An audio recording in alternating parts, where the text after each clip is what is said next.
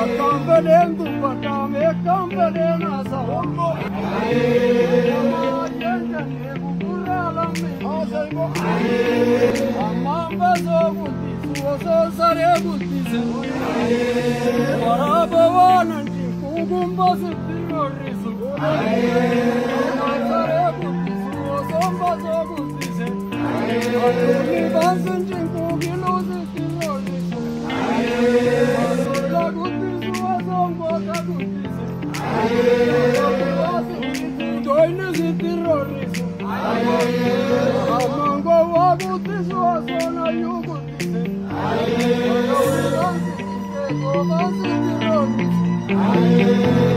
Welcome back. Maganagaan deebitan, maganagaan dhuftan.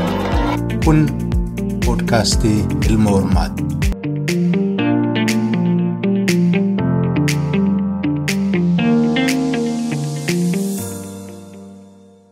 Shamaa kabajamoo hordoftoota podcastii Ilma Hormaa akkam ooltan, akkam bultan, akkam jirtu.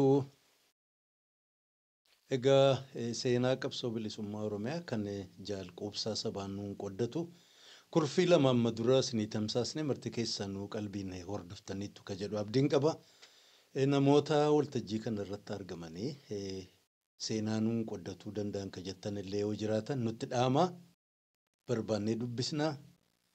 Warra waltajjii kana quban qabnes yoo asirratti waan tamsaasnu kana dhiyaatanii daawwatan, dhaggeeffatan, qalbeeffatan warraa hubatuu danda'an jettanii yaaddanis nutti affeeruun dagatinaa. Egaa hadha immoo kutaa maayyee jalqabarraa kaastanii dhumaatti akka hordoftan kabajaan sin affeeraa. Turtii gaarii. Kanaaf maayii irratti gaawaan godhamu dhabamee jennaanini haala kanaan namni kenna biyya Somaalitti gadi bahuu dirqame. Ani immoo achiin duratti walgahii tokkoof gartee mee haalli jiru ulfaataa ta'uu isaattu jira. Maaliif gartee jaalleen coonfaallee gaafa wantaa baasuudhaa fi gaafa chaartara keessaa bahamee boodatti waa'ee araaraatiif waa'ee wantaatiif finnetti jila erganii achitti jaal ibsaan qabamee jedhe isa baasuudhaaf inni dhufe ka eegasii ammoo gartee gara dhaabatiin illee akka dhaabakee gartee wanni sun akka dhaaban isa qofa ilaallatu. Kanaafuu gartee achi guyyaa sanarraa jalqabee akka hojii dhaabaa keessan seenne irratti murteeffamee gara jalgalaasatiin murtiin irratti kennamee jedhame sana keessatti ture. Hoogganni ala keessa jirullee ammoo hojiin ala keessa jirus kan immoo dirree jirus hoogganni guututti gartee waan hin jirreef jecha waraana qofa jira. Hoogganoota waajjira siyaasaa nama gabaaba jiranii jechuudha. Jaal Dhugaasaa, Jaal Buruuysoo, Abbaa Biyyaa warri waajjira siyaasaa jedhamu isaanuma kanatti ture jechuudha. Gartee kanaafuyyuu waraana guddaa jira. Kanaafuu kanallee gartee qindoomina barbaada. Alaa keessatti illee waa qindeessuun barbaachisaa ta'a jechuudha. Haala akkasiisaniitiin jaallee colleen immoo eega achirraa ka'ee jedhe ammoo hojiirra hin jiru. Kanaafuu hojiitti deebi'ee waa hojjechuun barbaachisaa ta'e. Haga dhimmi isaa gartee walgahiin gahee walgahiin biraa godhamee dhimmi isaa ilaalamutti akkanumatti taa'ee wantaa jechuun gaarii miti yaada jedhu waan qabnuuf jecha walgahiin tokko akka godhamu Galaasaan faallee hayyamanii alarraa hayyamee waabee keessatti walitti dhufnee jechuudha. Yeroo eessatti walgahii sana godhachuuf yaada qabna kun Harargetti godhachuuf walgahii sana yaada qabaachaa turre jechuudha. Waraanni keenya achi keessa jiru kan dhaabbachuu hanqatee hoogganni keenyas dhaabbachuu hanqatee dhiibamee kunnoti laga waabetti achitti walitti dhufnee walgahii sana odoo rasaasni wantaa jedhu walgahii godhannee jechuudha. Haala akkasii kanaatiin qindoomina godhannee koree waraanaa tokko utumnee jechuudha. Koree waraanaa ka dirree bahaa jedhu utumne. Kanaaf immoo tuyyuu hojii alaallee waajjira alaa keessatti damee alaa jalatti gartee hojiin ala jirullee achitti qindaa'amanii qindeeffamanii akka hojjetaman godhame. Ka dirree ammoo dirreetti koree waraanaa sana jalatti akka gartee hojjetamu godhame. Haala akkasiisaniitiin kana godhannee xumurannee adda deemnee jechuudha. Haala ammaa sana keessa adda baane anis immoo dhibee waan qabuuf jecha yeroo dheeraa dhibee tokko narra ture. Kanaafuu dhibee kana waliin yeroo dheeraa turuun kan wantaan jenne waan ta'eef wal'aansa argachuun barbaachisaa waan ta'eef jecha anis hayyama gaafadhee Keeniyaatti achi bahe wal'aanaaf achi bahe na duubanis immoo haalli gartee hammaatee waan jiruuf jecha koree tokko utubanii akka gartee ala kana keessatti haala jiru sana qopheessan abbaan biyyaa faallee itti gaafatamaan abbaa biyyaa ta'ee jaal Xaliileessaa jaal Tujubaa ni beeyta fa ta'ame akka isaan illee ala bahanii gartee karaa Somaalee kana keessattiin lafa silaawantaa jiru abuurtii godhan isaan illee ergamanii anillee achitti mandheeraa jedhee lafa magaalaa takka jira ka Keeniyaa keessa jirtu daangaa Itoophiyaa fi gartee daangaa Somaalee jidduu achitti walitti dhufne akkasiin kaanee Keeniyaa nu agartee dhaydhee jechuudha odoo nuti achi jirru ani immoo wal'aana sana fixadhee odoon fayyinuu kunnoo ka'ee kibba dhaqee jechuudha waraana kibbatti akka dabalamu ta'eme abbaan biyyaa fa'allee wal qubantaa jedhanii kun Somaalee dhaqanii waraanni keenyas duuka dhufee jechuudha haala akkasii sanaatiin namni biyyaa bahee biyya Somaalee dhaqamee jechuudha yeroo Somaalee dhaqamu irra guddaan isaa alaa keessatti adda facaanee jirra biyya Somaalee sana yoo gartee tarii bakka qubsumu arganne haala aanjeffannee jenne wal ijaarree biyyatti deebina yaada jedhutu ture haala akkasiitiin waraanni keenyallee gadi bahee humna ammoo dandeettiin qabne ka karaa deemuun qaxxaamuruun dandeenye gartanii fuudhanii hidhannoo irraa hiikuudhaan akka inni biyyatti deebi'u nama gartee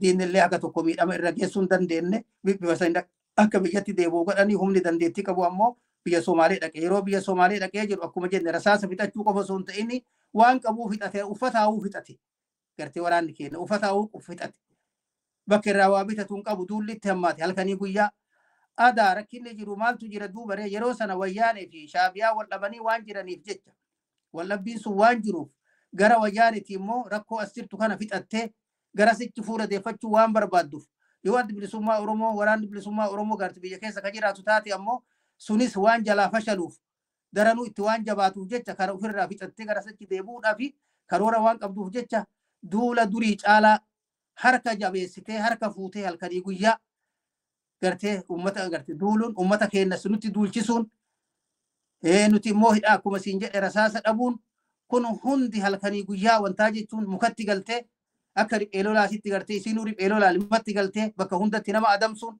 kun waan dhufee jecha gartee humni keenya uffataawuu rasaasa dhiisi uffataawuu waan dirra ofii waan gartee qaama ofii wantaa ofiitu ofiin dhoysu waan dadhabeef jecha qullaa gartee ka namni baala uffatee biyya Somaalee seenee jechuudha yeroo biyya Somaalee seenu akka tasaa warra aydiid ilma aydiid ka gartee kan yeroo sana keessatti akka mootummaatitti jiru sana waraana isaanii qunnamanii sun ofitti fuudhanii uffata itti uwwisanii nyaata jireenya itti kennanii qubsiisanii bifa saniini akka inni gartee dandamatu godhamee turamee jechuudha haala kanatu biyyaa nu baase wanni biyyaa waraana keenya baase dandeettii dhabuu osoo hin ta'in gootummaa dhabuu osoo hin ta'initti akkuman jedhe waan silaa ittiin lollu dhabatu biyya sanii nu baasise lola gurguddaa goone yeroo ammaa kana keessatti namni waan sehu akka waan gartee waraanni sun hin lolaniiti odoo akka har'aa kanatti gartee kan qunnamtiin sooshaal miidiyaan jiraatee teknooloojiin kun jiraatee ka jedhu taate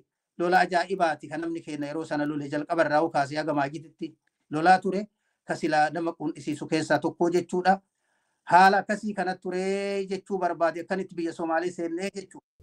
Hayyee barakaa argadhu jaalqubsa baga jiraatte nu gammachiiste dhugaan barri sun keessaa 92 hamma 97 bara hamtuu qabsoo hadhaawaa fi akkaatuu nu himte jaallan qaqqaalii hedduullee itti wareegamanii egaa kana hundarraa dandamatanii hireedhuma rabbii ta'ee jechuudha hadha ga'anii seenaa jaallanuu fi seenaa qabsaa'ota wareegamanii uummataan gahuun innuu qabsoo mataa isaati egaa Somaaleetti gabbaatanii akkumatu xiqqoo mataarraa nu tuyxee shaabiyaa fi wayyaaniin silaa habashaa'oo muhabbaan isaanii ganna dheeraan jiraattu walirraa fixatanii walaafoo deebitee lola jira shaabiyaan akkuma malasii amma immoo gad deebitee firummaa kajeellaa fi sinii dhufuun ni jira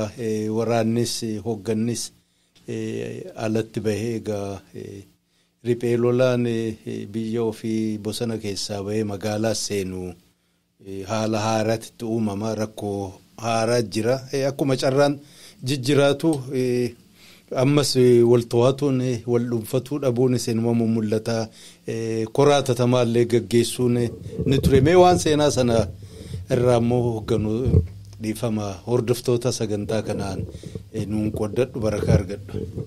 Tole bareedduudha. Waraanni keenya akkuma jedhe dhiibameeti bahee haa ta'u malee waraanni bakka lama jiru dhiibamuu hin dandeenye. Waraanni kibba jiru hin dhiibamne. Humni keenya kajaal bobbaasaa gadaatiin turfamullee kadirree bayaa jirullee kibba bayaa jirullee yeroo sana gamana as bahee ture. Kanaaf inni illee murna haga tokkoo fudhateeti dirree kibbaa sanitti dabalamee jechuudha. Achitti dabalame humna haga tokkootiin humni qundudha turellee kunnoo gara bahaa argee bahaa turelleen kaachitti hafee haga maayittuu achi ture jechuudha.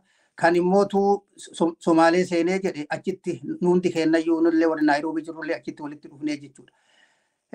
Sababaan namni achitti walitti ka'ala gartee kahiree argatee keenyatti illee achi bahillee wanni gartee Somaalitti gadi dhufamee fi waraanni keenya achi jirra. Kanaafuu deebineetti gartee uf ijaarraa. Hoogganoonni keenyallee kadirree dhihaa jiran ka eegasii ka'anii alatti bayan. Kun hundi isaatu wal dhuunfanneeti ijaarama kana bifa haarawaatiin ijaarrannee tolfannee akkaataa itti fuuldura itti gartee qabsotti deebinu tokko godhannaa yaada jedhutu mataa keessa ture jechuudha. Nama mataa keessa ture jechuudha. Kanaa wajjin jaalgalaa salleen ka duraan ala keessa ture Naayiroobii dhufee Naayiroobii irraa ammoo gartee akka inni humna kana dhufee ilaalu humna gartee achitti waliin qabame kana dhufee ilaalu maaliif humni kun homaan qabu waa takka illee wanni farkaa qabu hin jiru warri mootummaa gartee ufiin jedhu ka Somaalee tunillee warri ijoolleen aydii tunillee homaa of harkaa hin qabdu.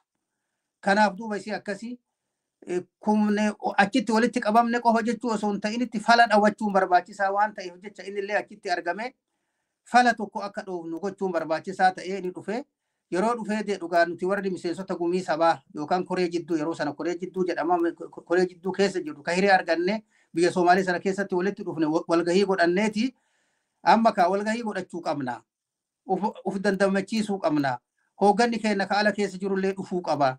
Kanaaf duuba gartee yaamisi godhamuu fi qaba. Bifa kana yoo ammoo gartee yoo kana kan hin goone taate akkanuma ka deemnu taate ni facaana. Yoo facaanee jenne ammoo qabsoon tunis akkasumatti hafti. Mataa matatti gartee tarkaanfii fudhannee mala dhawachuu dhufa. Kun immootu gartee qabsoo uummata keenyaafis hin tolu kan jedhuudhaan yaadota akkasii kanaani irratti mari'annee turree jechuudha. Bifa kanaan yaamisi godhee godhamu jaallan keenya ala keessa jiranillee akka dhufan godhame. Egaa dhaamsi gahee fi gahuu dhabuu ani hin beeku amma ka gartee wantaa jedhuu hin danda'u gara galaasaatiin ka gaafatamaan keenyatti gartee haydureen keenya isaa ka isaanitti illee itti gaafatama qabu isaa kanaafuu duuba gara isaatiin akka ergaan dabru murteessinee jechuudha akka koree jidduutitti egaa kunin dabree jechuudha. Kanaafi sun dabree jennaani kora sana qindeeffachuutti seenamee jechuudha. Kanaafi kora sanii waan ittiin qindeessanuu horiin qabnu nama tokko Abdullaahi Qocee jedhanii nama Somaaleetii nutti dhihaata. Gaafa namni keenya Mogadishoo dhufellee mana isaati gartee kan qufachiifame kun mana Muhammad Haaji Haamud jennaani gartee nama keenya ka Oromooti injinara gartee mana achii qaba mana ofii qaba ka haadhattu jira isaan achi nu qubsiise mana ofii nu kennee nu qubsiise innilleeni. Kanaaf duuba isii akkasii Abdullaahi Qocee sanarraa $1,000 liqeeffatame ka koraan qindeessinu kora sanii qindeessuudhaaf wantaa godhame koreen qindeessituullee nu gartee ni utubamtee akkuma wantaasitti odoo kana jirruugaa ala keessatti illee diyaaspooraa keenya kan caayaa aboo jalatti ijaaramee jiru sanillee ni afeerame. Kanaafuu duuba walgahiin sun akka inni godhamee jechuudha walgahiin dhufee jechuudha. Yeroo walgahiin dhufee jedhu jaarmaa keenya gartee kan dhiha ture keessa jaallan lama qofa dhufanii jechuudha. Jaal Daawudii fi Jaal Abbaa Caalaati. Isaan sunuu kuunnoti ka duraan Keeniyaatti baqatan kan achii ka'aniiti sullee jiraachuu dadhabee Suudaan dhaqan ka Suudaanitti illee jiraachuu dadhabanii kunoo eessatti darbamanii Yamanitti darbaman Yaman irraa isaan yaamanii awwaatanii dhufanii jechuudha. Hoogganni biraa tokkoon isaan dhufnee jechuudha. Haala kanaani hoogganni sun dhufuullee baatu ka ammaan tanatti walgahiin kun walgahii uf dandamachiisuti. Akkuma Amaarri yeroo ammaa kanaa jedhu kana yehilliwunnaa zamachaa jedhu sana gartee uf jiraachisu dhaaba kana uf jiraachisuu namni mataa matatti waan ta'u qabu hin jiraata garuu jaarmaa jiraachisuun qabsoo jiraachisuun barbaachisaa waan taateef jecha kanaaf walgahiin sun akka inni godhamee jechuudha. Yeroo walgahiin sun godhamee jedhu egaa wanni ture yoo jiraatte achirratti waa lama ture. Tokkoffaa walgahiin sun waa lama laale. hooganni keenya ala jira hooganni sun hin dhufne maaltu dhufuu isa dhorge tokkoffaa dhaamsi nuu gahee dhaamsa geettaniini namni waan dhagahaa turre gaa eega gaara keessaa baanee jennee jennu hooganni ala keessa jiru kun waliigalteen qabu rakkina qabaa keessattuu nuti gartee warri Naayiroobii ture achitti haala achiraa jiru wantarraa dhageenyu sheemaaruuf fa'arraa dhageenyu haala naannoo sana keessa jiru kan dhageenyu turee jechuudha nu qofaa osoo hin ta'in immoo kun namni martinuu hin dhagaya maaliif eega ala bahee jedhee hin dhageenna wanti akkasiisantu jira galaasalleen erga dhufee jedhe ammoo haala ala keessa hoggana san waliin turan gadi hin qabanne nima haasawaa jechuudha gartee nima dubbataa jechuudha kanaaf isi akkasii jaallee cuunfa'as kitaaba barreessuu dhageenne kitaabni sun maal akka dubbatullee dhageenne malee garuu gartee karaan kun akka nama hin baafne tokko yaada jedhu dubbataa yaada jedhu dhageenne jechuudha kanaa waliin dhaamsi sun gahe moo hin geenne iyyuu kan jedhu shakkii turee jechuudha yoo dhaamsi kun gahu taate immoo maaliif dhufuu dhabanii jechuun yaalgalaasalleen achirratti gaaree rakkoo isaan jiranii haga tokko kakaasuun ofirraa achi qabuun lakki akkasii miti yaalgalaasa amma ka hooggana waliin qabdanii isin warri ara turtan kun atillee waan amma ka waan sirraa dhageenne gartee waan sirraa dhageenne qofaan murtiin kenninu murtiin kenninu isaanillee bakkatti gartanii argamuu qaban isaanillee waa irraa dhagahamuu qabani haga isaanirraa waa dhagahamuu irratti immoo gartee hoogganni kun kana balleesse kana ta'ee jennee waa dubbachuu illee ni ulfaata kan jedhu qabsaa'onni keenya kan maqaa diyaaspooraa keessaa dhufan ka haala hoogganni keenya ala keessa jiru kana beekanillee immoo hoogganni sun hooggana gatiin qabne haala akkasiiti jechuudhaan gartee isaanis wantaa jechuun lakkisaa jarana hagaa nuti kana hunda quban qabnu mee gartee wanni kun haa wantaa jedhu jechuunis walgahii sana keessatti wanneen sun ni kakaati gartee maaliif walgahiin tokko erga taa'e mormiin dhabu gartee falmaan dhabu jechuu maajirratti immoo waliigalteedhaan waa xumurataa jechuu gara biraatiin immoo warri gaara keessaa gadi bahee dhufe rakkina gartee dirree sana keessa jiru sana maaltu gartee maaltu akka biyyaa baanu nu taasise rakkoon qabnu maali rakkina jaarmayaati rakkina jaarmayaatu jira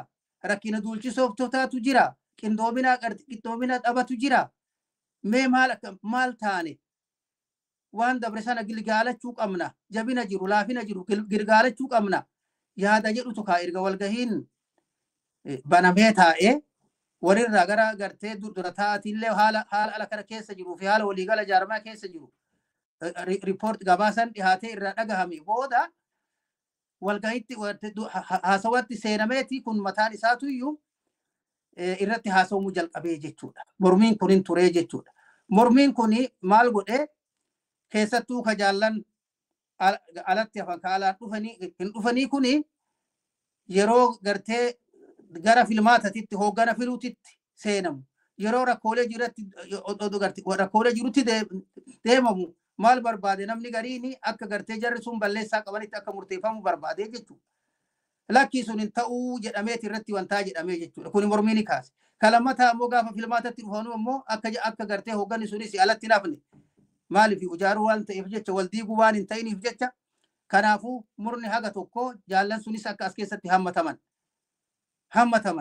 gaafa walgahiin koraa bal'aan godhamee guddaan godhamee gartee godhame akka wanni sun irratti dubbatamu. Ammaaf ammoo korri kun koraa tattamaa waan ta'eef jecha guutumatti waan hunda diiguun waan hin danda'amneef jecha kanaafuu gartee ufuma haaromsuu yoo ta'e malee ufuma wanti jedhu yoo ta'e malee isaanis kanallee gartee ari'uun balleessaa qabdan jechuun irratti wantaa jechuun hin dhufne jechuun kunis waan hin ta'iniif aadaa keenya keessatti illee ammoo gartee gaafa korarratti gaafa walgahii jilaa irratti waa filamu nama bakka jiru osoo hin ta'initti dandeettii isaa waliin ka ala jiru ka bakka biraa jirullee ni muneetti godhamee dhiheeffamee qaadhifamee akka wantaa jedhamu irratti dubbatame kan jedhu kun waan jiruuf jecha bifa kanaani jara kanas gartee alatti hambisuu waan hin danda'amneef kan jedhu kaa'ame kun immoo akkuma siin jedhe waan dirreen keessa jirullee gamaaggamuun akka jiraatu ni kaafame kun immoo keessattuu ka gara dirreetiin ka'e kun ijoollee dirree qabsoo turte kan wanta ni dubbisee jechuudha yoo dubbisee jedhu keessatti warri gartee diyaaspooraa keenyaa ka ala keessaa dhufe haala waraanni keenya itti gartee itti walgahii adeemsisu kan itti walqeequ kan itti gartee sagalee jajjabduun ittatti walitti dubbatu kana waan hin beeknuuf jecha akkuma waan namni gartee wal diigaa jiruutitti akka lolli ta'aa jiruutitti waan hubataniif jecha mee waan gootan jara kenna isin warri gartee gaaraa dhuftan kuni rakkoo keessan isintu beeka isinummaa adda bahaati gartee dubbadhaa fixadhaa nutti as deebi'a yaada jedhutu gartee warreen sana keessaa mana keessaa yaadni burqee hayyee jedhamee guyyaa tokko walgahiin sun dhaabbate nuti warri gaara keessaa dhufne sun walitti deebine wal haasa'uu jalqabnee jechuudha. Wal haasa'uu jalqabnee boodarra namni walitti dubbatee walantaa jedhee wal amansiisee amma kaa wanni sun haa hafu ammaan tanatti kaa guyyaan suni wal dubbannee irratti wanta jenne kennu sun hin geenne kenna qofaa miti. Waraanni kenna gartee kadirree dhihaatuu jiru ni jira. Inni nuu waan keessa ture ni faca'e inni sunuu haga ammaatu hin dandamanne haga nu dandamanne kanaa dandamee wayiitu hin qabu. Jalqaba duraatu faca'ee adda hafe. Kanaaf duuba dhimmi isaatu ni jira dhimmi isaatu nu ilaallata. Gaaf sana gaafa gartee wal dhuunfannee jenne isa hunda walitti deebifne akka dhaabaatti bilisummaa Oromootitti dadhabbii fi jabina keenyas gilgaalanna malee amma immoo addatti baanee waa jechuun kun gartee wantaa miti mee dura ufaa ijaarru mee dura ufiifuu haa dandamachiifnu dhaaboo haa dandamachiifnu jechuutu fixannee as deebinee kanaa wajjiin amma walga'iitti guyyaa itti aanutti seennee jechuudha. Yeroo itti seennullee amma ka jara kanaallee furmaata godhuu waan barbaachisuu fi jarri ammaan tana asin jiranii kanaafuu irratti waa jechuun dandeenyu filuu dandeenyu ammoo akka gartee alatti nafne barcuma yuubaa tokko seera tokko itti utubne seera barcuma yuubaa jedhu tokkooni haa hammannu yaada jedhutu gartee walgahii sana keessatti ka'ee sanaa walii irratti walii galame xumuramee jechuudha. Egaa kanan ture kanaan xumurre yeroo tanaan xumurree jennu maaltu as keessatti hafee ijoollee keessattuu ijoollee gara dirreetiin yaada kakaaftee irratti namoota tokko irratti ilaalchin taane tokko uumamuun ni ture jechuudha. Kamaayyuu isiinuu gartee ijoolleen sunuyyuu gartee dhaaba keessaa babaate sababa adda addaatiin. Gama biraatiin immoo biyya Somaalee gadi seennan waraana Somaalitti dhufame waraanni Somaalee tartiiban qabu akka fedhe wantaa jedha ni qama'a maal jedha ijoolleen teenya immoo loltuudha isaanii walii yoo lolan keessatti gartee akka malee loltummaa qabanii bakka isaan gartee waa godhuu hin dandeenye humni keenya godha kanaaf duuba ofitti qabuun ni jira jechuudha. Bifa hedduun bu'aa hedduutiin ofitti qaqqabanii waan jedhaniif jecha ijoolleen hedduun saba kanaan kan ka'e calcala dhaabaa dhaabni gartee dur wal calcalee deemu sana gartee sanarraa ala waan jedhamuuf jecha seerrillee ammoo achi keessatti bifa durii sanittiin kan hojiirran oolle haga tokko waan ta'eef jecha ijoolleen haga tokkollee bahuun ni jijjiiraa jechuudha. Kun immoo namuu sababaan dhabu beektaa sababaan dhabu yeroo achi bahee jedhu ni sababsataa jechuudha. Dhiibbaa akkasiitu nurratti godhame bifa kanat ta'ee jechuun hin turee jechuudha. Nu ammoo warri akka hoogganaasittii fi akka gartee dhaaba kana keessatti hafnee jenne immoo rakkoo qabaachaan turree jechuudha. Kabiraa waa'ee kaayuu irratti yoo dubbannee jenne addi bilisummaa walgahiin suni waan kaayoo waan tuqen qabuu jechuudha. Haa ta'u ammoo warri achi dhufne sun hoogganni achi dhufe sun yeroo walgahii koree jidduu godhannu wanni irratti gaatee haasofnee dubbannee irti walii gallee fi kora sanittillee kora tattabaa sanittillee dhiheessine tokko ni jira jechuudha. Kun maal jechuudha? Haalli gartee adda bilisummaa dhiibbaan adda bilisummaa Oromoo irratti deemaa jiru dhiibbaa guddaadha. Mootummaa wayyaanee maqaa teroristii jedhuuni uummata keenya sana keessa seensiftee gartee addunyaan irratti duulchisaa jirti. Firoonni keenya kan yeroo dheeraa waliin turre keessattuu ala kana keessatti warreen akka Noorwee akka fakkeenyatti turre kan gartee wantaa jedhame sun hundi isaaniituyyuu bifa sanitti nu fudhachuun ni jira.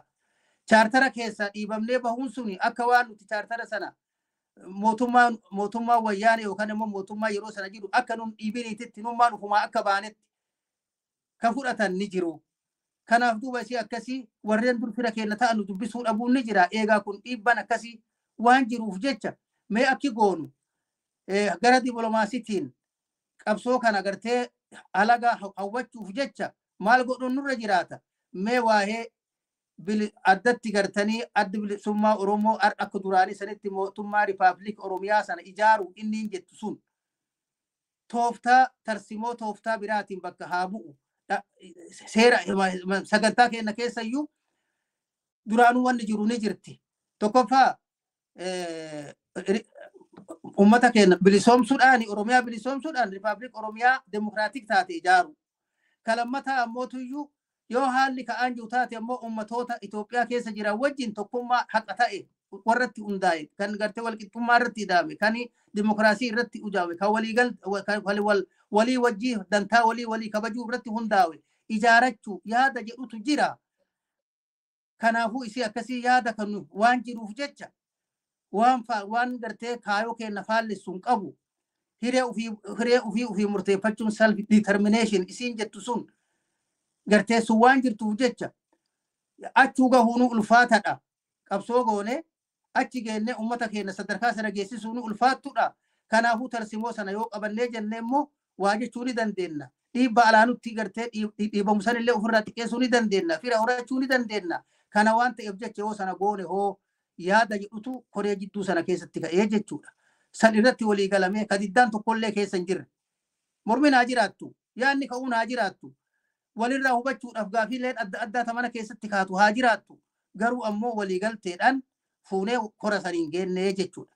Yeroo kora saniin gahu hunillee kori sunillee diddaa tokko malee sana fudhateetuyyuu akkasiin kaanee adda agartee walgahiin sun xumurame hooggannis filame warri duraan cinaan kenna ka gartee koree jidduu keessa jirullee koree raawwachiiftuu keessatti ol dhufamee bifa haarawaan bifa akkasii sana keessattiin fudhannee hojiitti lafaa kaanee jechuudha.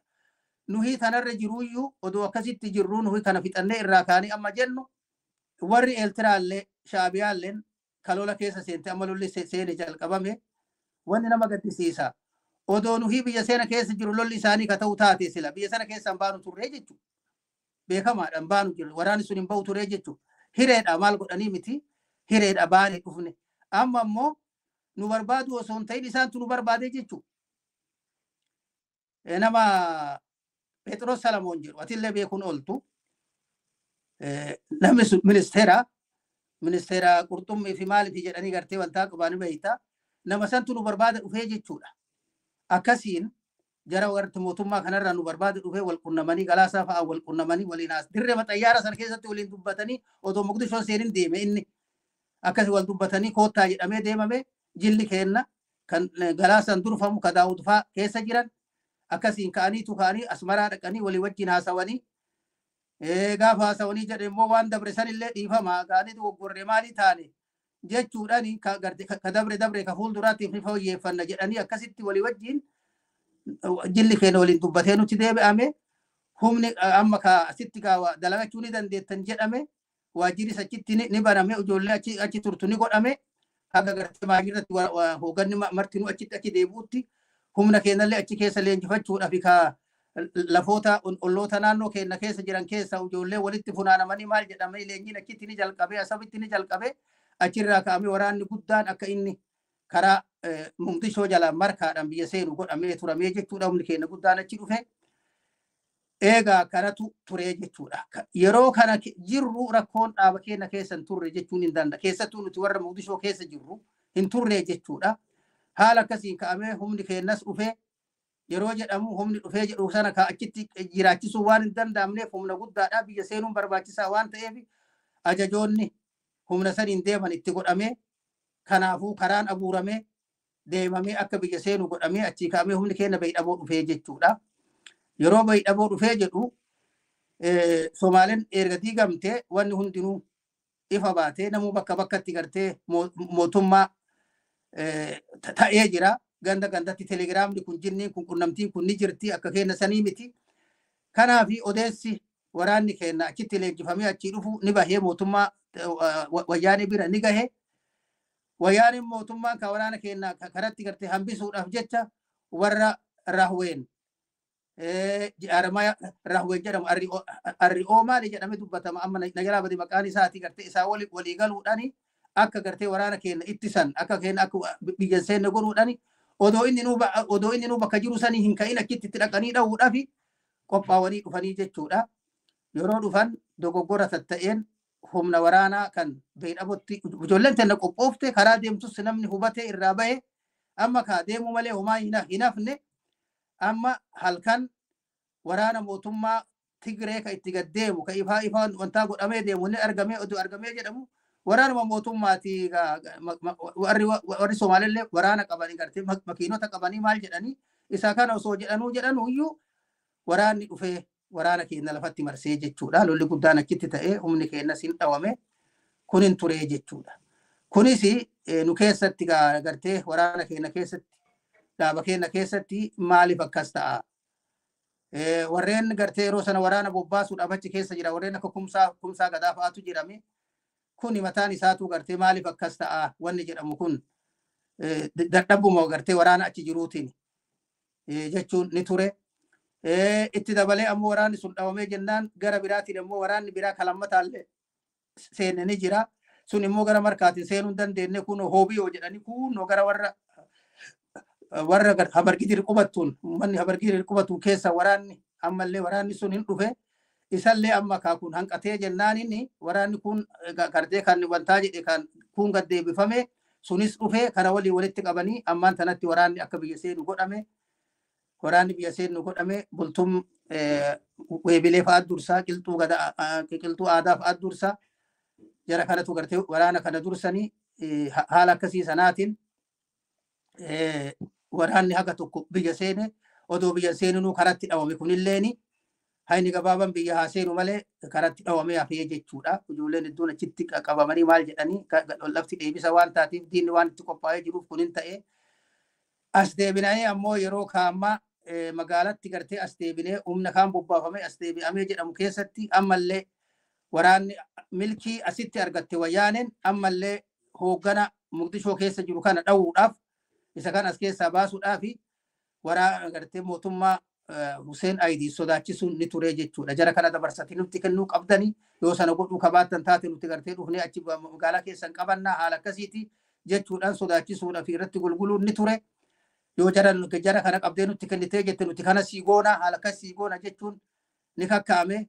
Huseenis immoo dhugatti wantaa kenna waan qabuuf jecha dabarsee nu kennuu hin dandeenye gara Shaabiyaa waliin dubbatame haala akkasiiti warreen yeroo sana imbaasiin Liibiyaa achi keessa jira kanaa waliinlee walitti dubbatame qindeeffamee hoogganni jiru sun akka inni gara Eeltiraa dabru godhame jechuudha. Odoo sanan godhin duratti odoo sana achi dabru godhin duratti amma waraanni asirullee bobba'uu waan qabuuf jecha humni asiru hundinuu bobba'uu waan qabuuf kanaafuu duuba qophiin jiru. Ijoolleen miseensota koree jidduullee gumii sabaa jenna yeroo sana amma gumiin sabaallee moggaafame walgahii sanar walgahii atattamaa asirratti moggaafame waajjirri siyaasallee kan maqaa dur waajjirri siyaasaa qabu mana gumii shanee gumiitiin maqaa gumii shaneetiin moggaafame kanaan yaamama.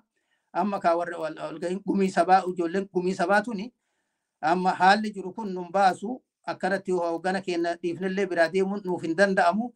Kanaafuu mee walgahii gumii sabaa godhannee warreen asirru kun asitti hafne kun godhannee hooggana jiru kana walitti dhaammannee deemuu qabnaa kan jedhu yaanni dhihaatee jechuudha. Yaanni dhihaate ijoollee of keessaa fuudhanii hoogganatti galaasatti ijoolleen dhayxee itti himte jaal galaasaan jalaa fudhachuu hin dandeenye gaa irratti dide inni irratti didnaan dubbii nama tokkootii miti itti dhagahamee kanaaf piitishinii barreessanii wal barreessisiisanii wal mallatteessisanii nullee warra shanee gumiititti erganii nulleen egaa gartee irra guddaan miseensi gumii sabaa kun akkas ka jedhu taate kaadiduu hin dandeenyu hoogganni olaanaan kenna isa kanaafuu duuba walgahiin godhamuu qabaa jennee jechuudha. Odoo walgahiin kun hin godhamin duratti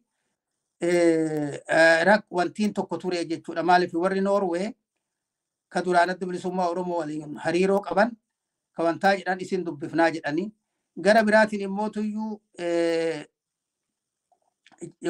warri miidiyaa tokko warra Habashaanatti fakkaate adda bilisummaa Oromoo dubbifnaa hooggan adda bilisummaa Oromoo dubbifnaa jedhanii akka gartee galaasan interviyuu kennuuf gaafatanii kunis gara galaasatiin hin fudhatamne silsni hafe jila sanillee isin dubbifna kan jedhan sanillee gartee jarri kun duraanuyyuu warra terroristiiti nuun jedhee nuti duulaa ture akkamitti amma gartee amma kaanii warra terroristiidha nuun jedhan isin terrorismitti terroristoota nuun jedhan sanaan akkamitti dubbifnaa ka jedhuudhaan jilli sun akka gartee jara sana namni kennan dubbifne xiqqoo dura dhaabbannaan ni ture jechuudha gara galaasaatiin.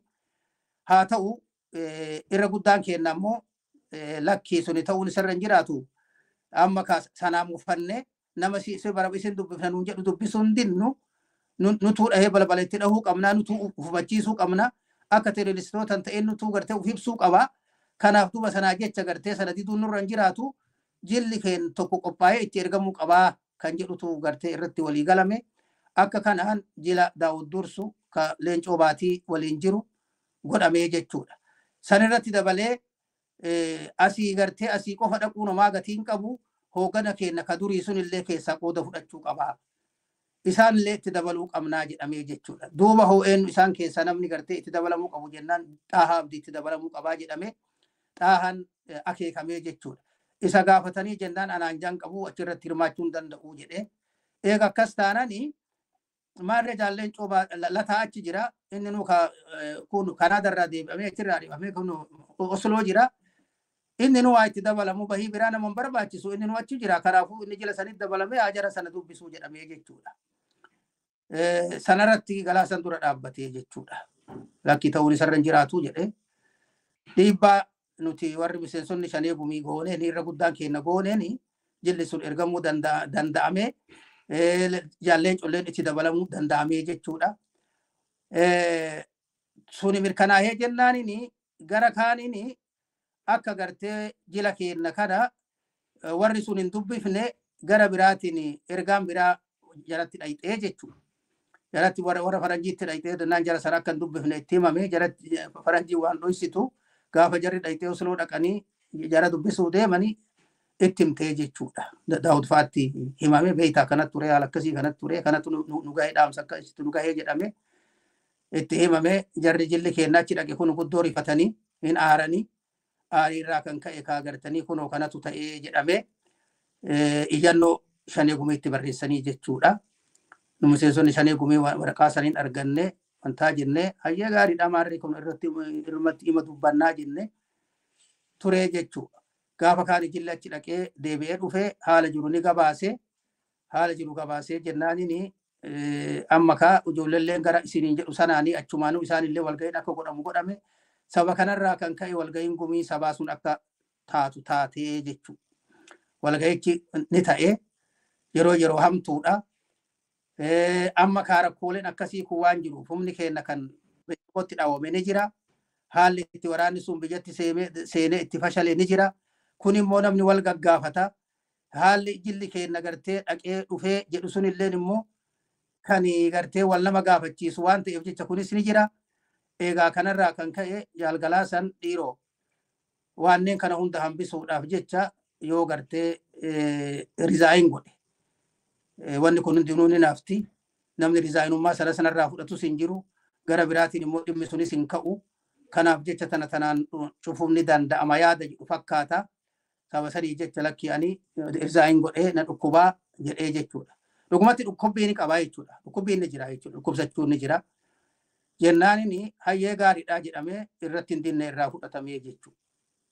Irraa fudhatamee kanaan yeroodhaaf Daawudiin bakka buufamee jechuudha. Laalamee mee maaltu wayyaa maaltu malaa akkamitti tanarraallee taatu akkamitti uf dandamachiisuu dandeenya. Galaasan fayyaan qabu silaafuyyuu kaa dhukkubsatuu himate inni nun dhukkuba dhuguma. Kanaaf mee akkam goonaa kan jedhuudhaani amma ka Galaasan akka bakka wantaani Daawud akka bu'u godhamee jechuudha. Silaa dhugatti yoo ka dubbannu taate namni silaa yeroo sana bakka bu'u itti aana ture jechuudha. Bultuun biyyootti ture jechuudha. Isa silaa bakka bu'a ture jechuudha. Kanaaf haala siyaasaa jiruu sana laalle haala tokkummaa dhaaba kana keessa jiru ilaaluudhaan haala gartee namni keenya hoogganni keenya ka dhiyaa alatti hafe sana ilaaluudhaan maaltu irra wayyaa maaltu nu daddambachiisa jechuun Daawudiin bakka buufamee jechuudha. Silaa akka seerasitti namni yeroof nama san bakka kaasanii ka biraa bakka buusuu osoo hin taanetti silaa namni yeroo sana bakka bu'uu qabu bultum waan ta'eef bultumiin saba saniin dhiifameeti Daawud bakka buufamee jechuudha. Isa kana ture namni dura dhaabbate hin turre walii galaani sana keessa namni walgahiidha. Namni walgahii keessatti gartee ka dura dhaabbatu sinima jira. Haa ta'u ammoo nama lama sadi kan hin caalletu lakki kun ta'uun qabu warra jedhe malee irra guddaan miseensota achitti wal ga'anii fudhachuudhaan Daawud bakka filamee bu'amee jechuudha. Yeroo gabaabduu fi jechuudha. Kun xumuramee irraa bahameeti yeroo masana keessatti odomaan turiinittu jarri keenya akka biyya akka gartee Somaalee keessaa baamu hoogganni sun baamu godhame hoogganni ka'eetu bahee jechuudha. Eeltirratti achi dabre san keessa waraana gabaabaa ijoollee dhukkubsattuu fi waraana gabaabaa akka tokko achi jiru kana gartee dhoysuudhaan namni miseensota gumii shanee gumii keessaa Jaal Mul'is Gadaa ifatti akka inni bakka bu'aa bilisummaa Oromoo ta'ee warra Somaalee biratti hafu anaa fi Kumsaa Gadaa ammoo tuyyuu dhoysaadhaan waan afaan Somaalee beeknuu fi achi keessatti riphuu waan dandeenyuu fi humna keenya ka achi jirullee gartee haga tokko achi keessa bobbaatnee baasuu waan danda'amuuf jecha nuti dhoysaan akka achitti hafnu godhamee jechuudha. Haala akkasiitiin achitti hafnee jechuudha. Kanat ture kanarraa kaaneti humni keenya yeroo achi bahee jedhu haga hoogganni keenya Somaalee keessan bahinitti rakkoon hin turre jechuudha. Rakkoon hin turre. Yeroo kaamee Asmaraa dhaqamee jedhamu hoogganni keenya Asmaraa dhaqu malootii jedhama. Malootii sana ni beekta gaste haawusii takka ture. Gaste haawusii sana yeroo dhaqanii achi qubsiisanii jedhan galaasan faa komii himatee bifa gartee taaniin aangorraana buusanii maalii ta'ee jedhee jara Eeltiraa sanitti hin dubbate. Jarri illee nama qooduu waan barbaadaniif jecha isallee addatti qabaniitti hoteela qubsiisanii dubbiin akkasitti deemee jechuudha. Gara kaaniin immoo humna keenya akka kibba keessa jiru kana kaa isallee jabeessanii biyyatti deebisuudhaa fi akka jaallan abbaa biyyaatii fi Bobbaasaa Gadaa ergaman godhamee jechuudha. Yeroo jarri keenya achi dhaqanii jedhani rakkoon achitti kaate. Rakkoon achitti kaate maaltu ture achiin duratti rakkoon achitti kaate. Yeroo rakkoon achitti kaatee jettu maaltu ture gaafa gumii gaafa walgahiin hatattamaa korri sabaa hatattamaa sun taa'u ijoollee kibbaa keessa ijoolleen achitti waan hin argamnee fi barcuma haga tokko isaaniif dhiifame. Barcuma lamaan tokko lama sadiin tokko lamaaf sadiin tokko Toleeraa Adabaallee achi jira. Barcuma sadiin tokko afran tokko amma lakkoo isaa guututti hin beeku dhiifamee fi jechuudha. Yeroo dhiifamee fi jedhu barcuma sana keessa namni gartee akka miseensota gumii sabaatti filame. Boodallee ammoo kashanee gumiitti filame Lichoo Bukuraa ture jechuudha. Lichoo Bukuraa ijoollee kibbaa sana biratti nama yeroo dheeraa ture miti. Warreen qabsoo sana achi keessa waraana sana keessa turan namoonni biraa hedduu ture. Qabsaa'onni biraa hedduu ture jechuudha. Kan akka Dhangee Huseen fa'aa ture jechuudha ijoolleen. Kan akka Abbaa Gadaa jedhantu Abbaa Gadaa Waaqoo Guyyoo jedhantu ture jechuudha. Ijoolleen hedduu ture. Kanaaf duuba isii akkasii inni mataan isaa Lichoo fa'aa achitti filamuun qurrama kaase. Qurrama kaasee jechuudha. Kan lammata immoo olola ijoollee Arsiittu Galaasa aangorraa buuse. Namni jaarmaa sana dhuunfatee jiru ijoollee Arsiiti jechuudhaan Fissahaan fa'aa olola oofanii jechuudha. Gama sadaffaatiin ammoo jarri keenya achi dhaqan ijoollee sana waraana sana qindeessanii biyya keessatti akka bobba'an godhuufanii jechuudha. Ijoollee kibbaa sana keessatti ammoo naannoma sana deddeemuu malee bobba'anii biyya keessa gahanii qabsoo gartee akka silaa dur nuti goonu sanitti godhuuni xiqqoo isaan biratti ulfina qabdii jechuudha. Kunis diddaan ni jira. Warri gartee maaliif gartee warreen silaa gartee koree jidduutti filamuu qabu nu keessan filamne jedhanii mufii qaban nuti hin filamne jedhanii mufii qaban kana kakaasan. Jennaani jarri keenya achi dhaqee jedhe kaa maqaa namni gosa himatee gosummaadhaan bakka bu'ee achi dhufe hin jiru. Jara kana kaa maqaa arsoomatiin akka isaan achi keessan jiraanne godhamee jechuudha. Ijoolleen teennatan Bobbaasaa waliin kibba dhufte. Tadirree gartee bayaa turte. Ka sirna gartee dhaabaa naamusa dhaabaa beeytu. Kan wantaa jettu gartee kun qoodama osoo hin ta'initti gartee akka dhaabatti akka qabsaa'otaatitti wanni kun maaliif ta'a? Jaallan keenya maaliif achi qabanii? Gartee jechuudhaan ijoolleen jara kana jala baatee jechuudha. Jara kana jala baatee jechuudha. Kun ijoollee gartee Arsiiti, Harargee, dhihaa nama dhihaa dhufe maali jinni hin jenne ijoolleen baya turte, kibba bahaa turte, ka achi gartee argattee achi dhayte. Kana ture jechuudha. Kanarraa kan ka'e jarri keenya kaa amma haalli hammaatee jennaan lakkii amma kana godhuurraa kaanee wantatti gartee amma dhiisutu nurra jiraa jedhanii Naayiroobiitti wal deebi'anii akka tasaa ol deebi'anii rabbiin isaan dandamachiise deebi'anii gabaasanii abbaan biyyaallee Asmaratti deebi'ee bobbaasallee Moqdishotti nutti dhufee jechuudha. Amma otoo kanaan jirruuti Jaal Mul'is kufee jechuudha. Jaal Mul'is kufuuni akkuma jenne Jaal Mul'isiin ajjeesisiise ijoollee Arsiiti abbaa nagayaa fa'a quubsaa fa'a jechuudha waraqaa facaasanii jechuudha. Namni waraqaa sana facaase ka bakka sana gartee kan maqaa adda bilisummaa Oromootiin Naayiroobii ture kan yeroo dheeraa achi ture ka atuu beeytu keessaa ture jechuudha. Amma ka fuudhanii facaasanii jechuudha. Fuudhanii facaasanii kuniin tatta'e kuni ololli ni oofamee jechuudha. Haala kanaan amma ka abbaan biyyaa fa'as odoo gartee kun ta'ee jiru nuhi warri Moqdishoo keessa jiru. Ana Atoomsaa Irreessaa Caalaati walgahii tokkotu gartee Asmaraa ture jechuudha. Walgahii jaarmoonni Amaarallee jaarmoonni gartee wantaallee gartee Eeltiraal Ibraahim Yaayyafaa kan itti beeytu dhufan kan wantaa jedhan qindoomina tokko goona jedhanii gartee jarri shaabiyaan tun gara mara gartee jaarraa fa'aallee achi as fiddee jeneraal Waaqoo fa'aallee asii fidanii gara isaanii warra Habashaa kanallee fuudhanii waliin fidanii maal godhuu barbaadan duubaree koleeshina tokko ijaara dhoodhaaf wantaa godhanii jechuudha. Saba sanii jecha jara kennallee maqaa ulfootiin gartee deebisanii walitti ijaaranii kana hunda godhanii yeroo jedhamu keessatti amma ka hini mari'annaa kan jedhuudha nama nulleen akka nuti asii yaamamnee dhufnu godhanii gara keenan anatu Moqdishoo irraa dhaqee jechuudha. Moqdishoo irraa dhaqee yeroo Moqdishoo irraa dhaqee jedhu Jaal Irreessaa Caalatii fi Atoomsaan achi turanii ani immoo Moqdishootti deebi'ee yeroo Moqdishootti an deebi'ee jedhu haga osoo an Moqdishootti deebi'in duraayyuu wantaan Jaal Dhugaasan Asmaraa ture dhufee jechuudha. Moqdishootti nutti dhufee jechuudha. Moqdishootti dhufee achi jira. Saba sanii jecha anaahu erganii jechuudha. Yeroo ani Moqdishootti as deebi'ee an jedhee an dhufu haalli dur ani Moqdishootti deemee biraa deeme sun hin jiru jechuudha. Maaliif jeeqomiinsa jiraa jechuudha.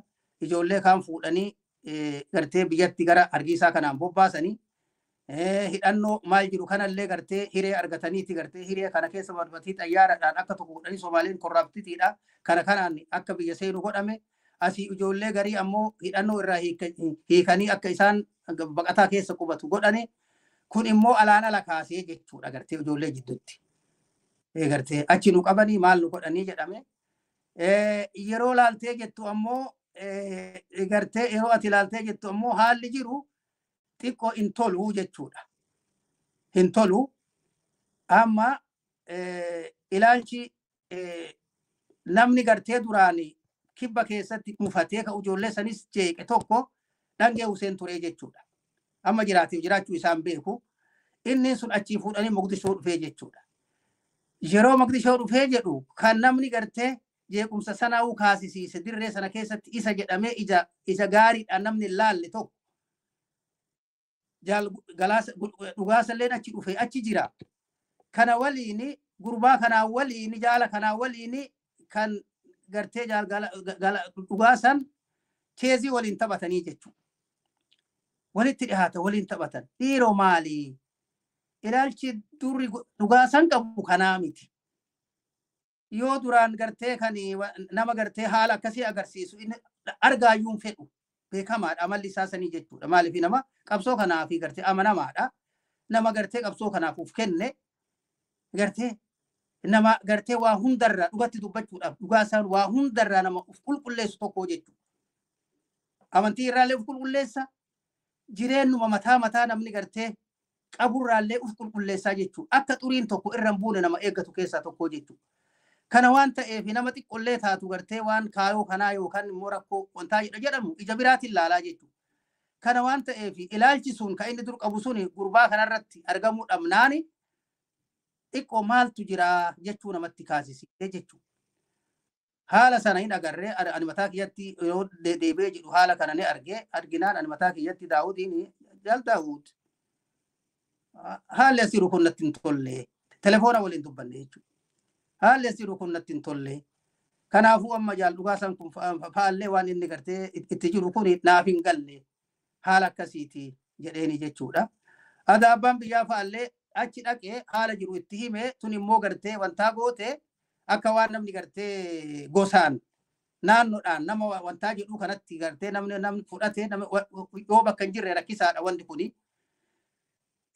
Ijoolleen kibbaa sun immoo Galaasaan fa'aa akka dhufu godhaa turtee jechuudha gartee. Inni as dhufuu qabaa, nu ibsuu qabaa, haala jiru sana nu hubachiisuu qabaa, inni dhufu malee wanni kun hin taatu jettee gartee waan akkasii sanaatiin dura dhaabbannaan ni ture jechuudha jara keenya kana.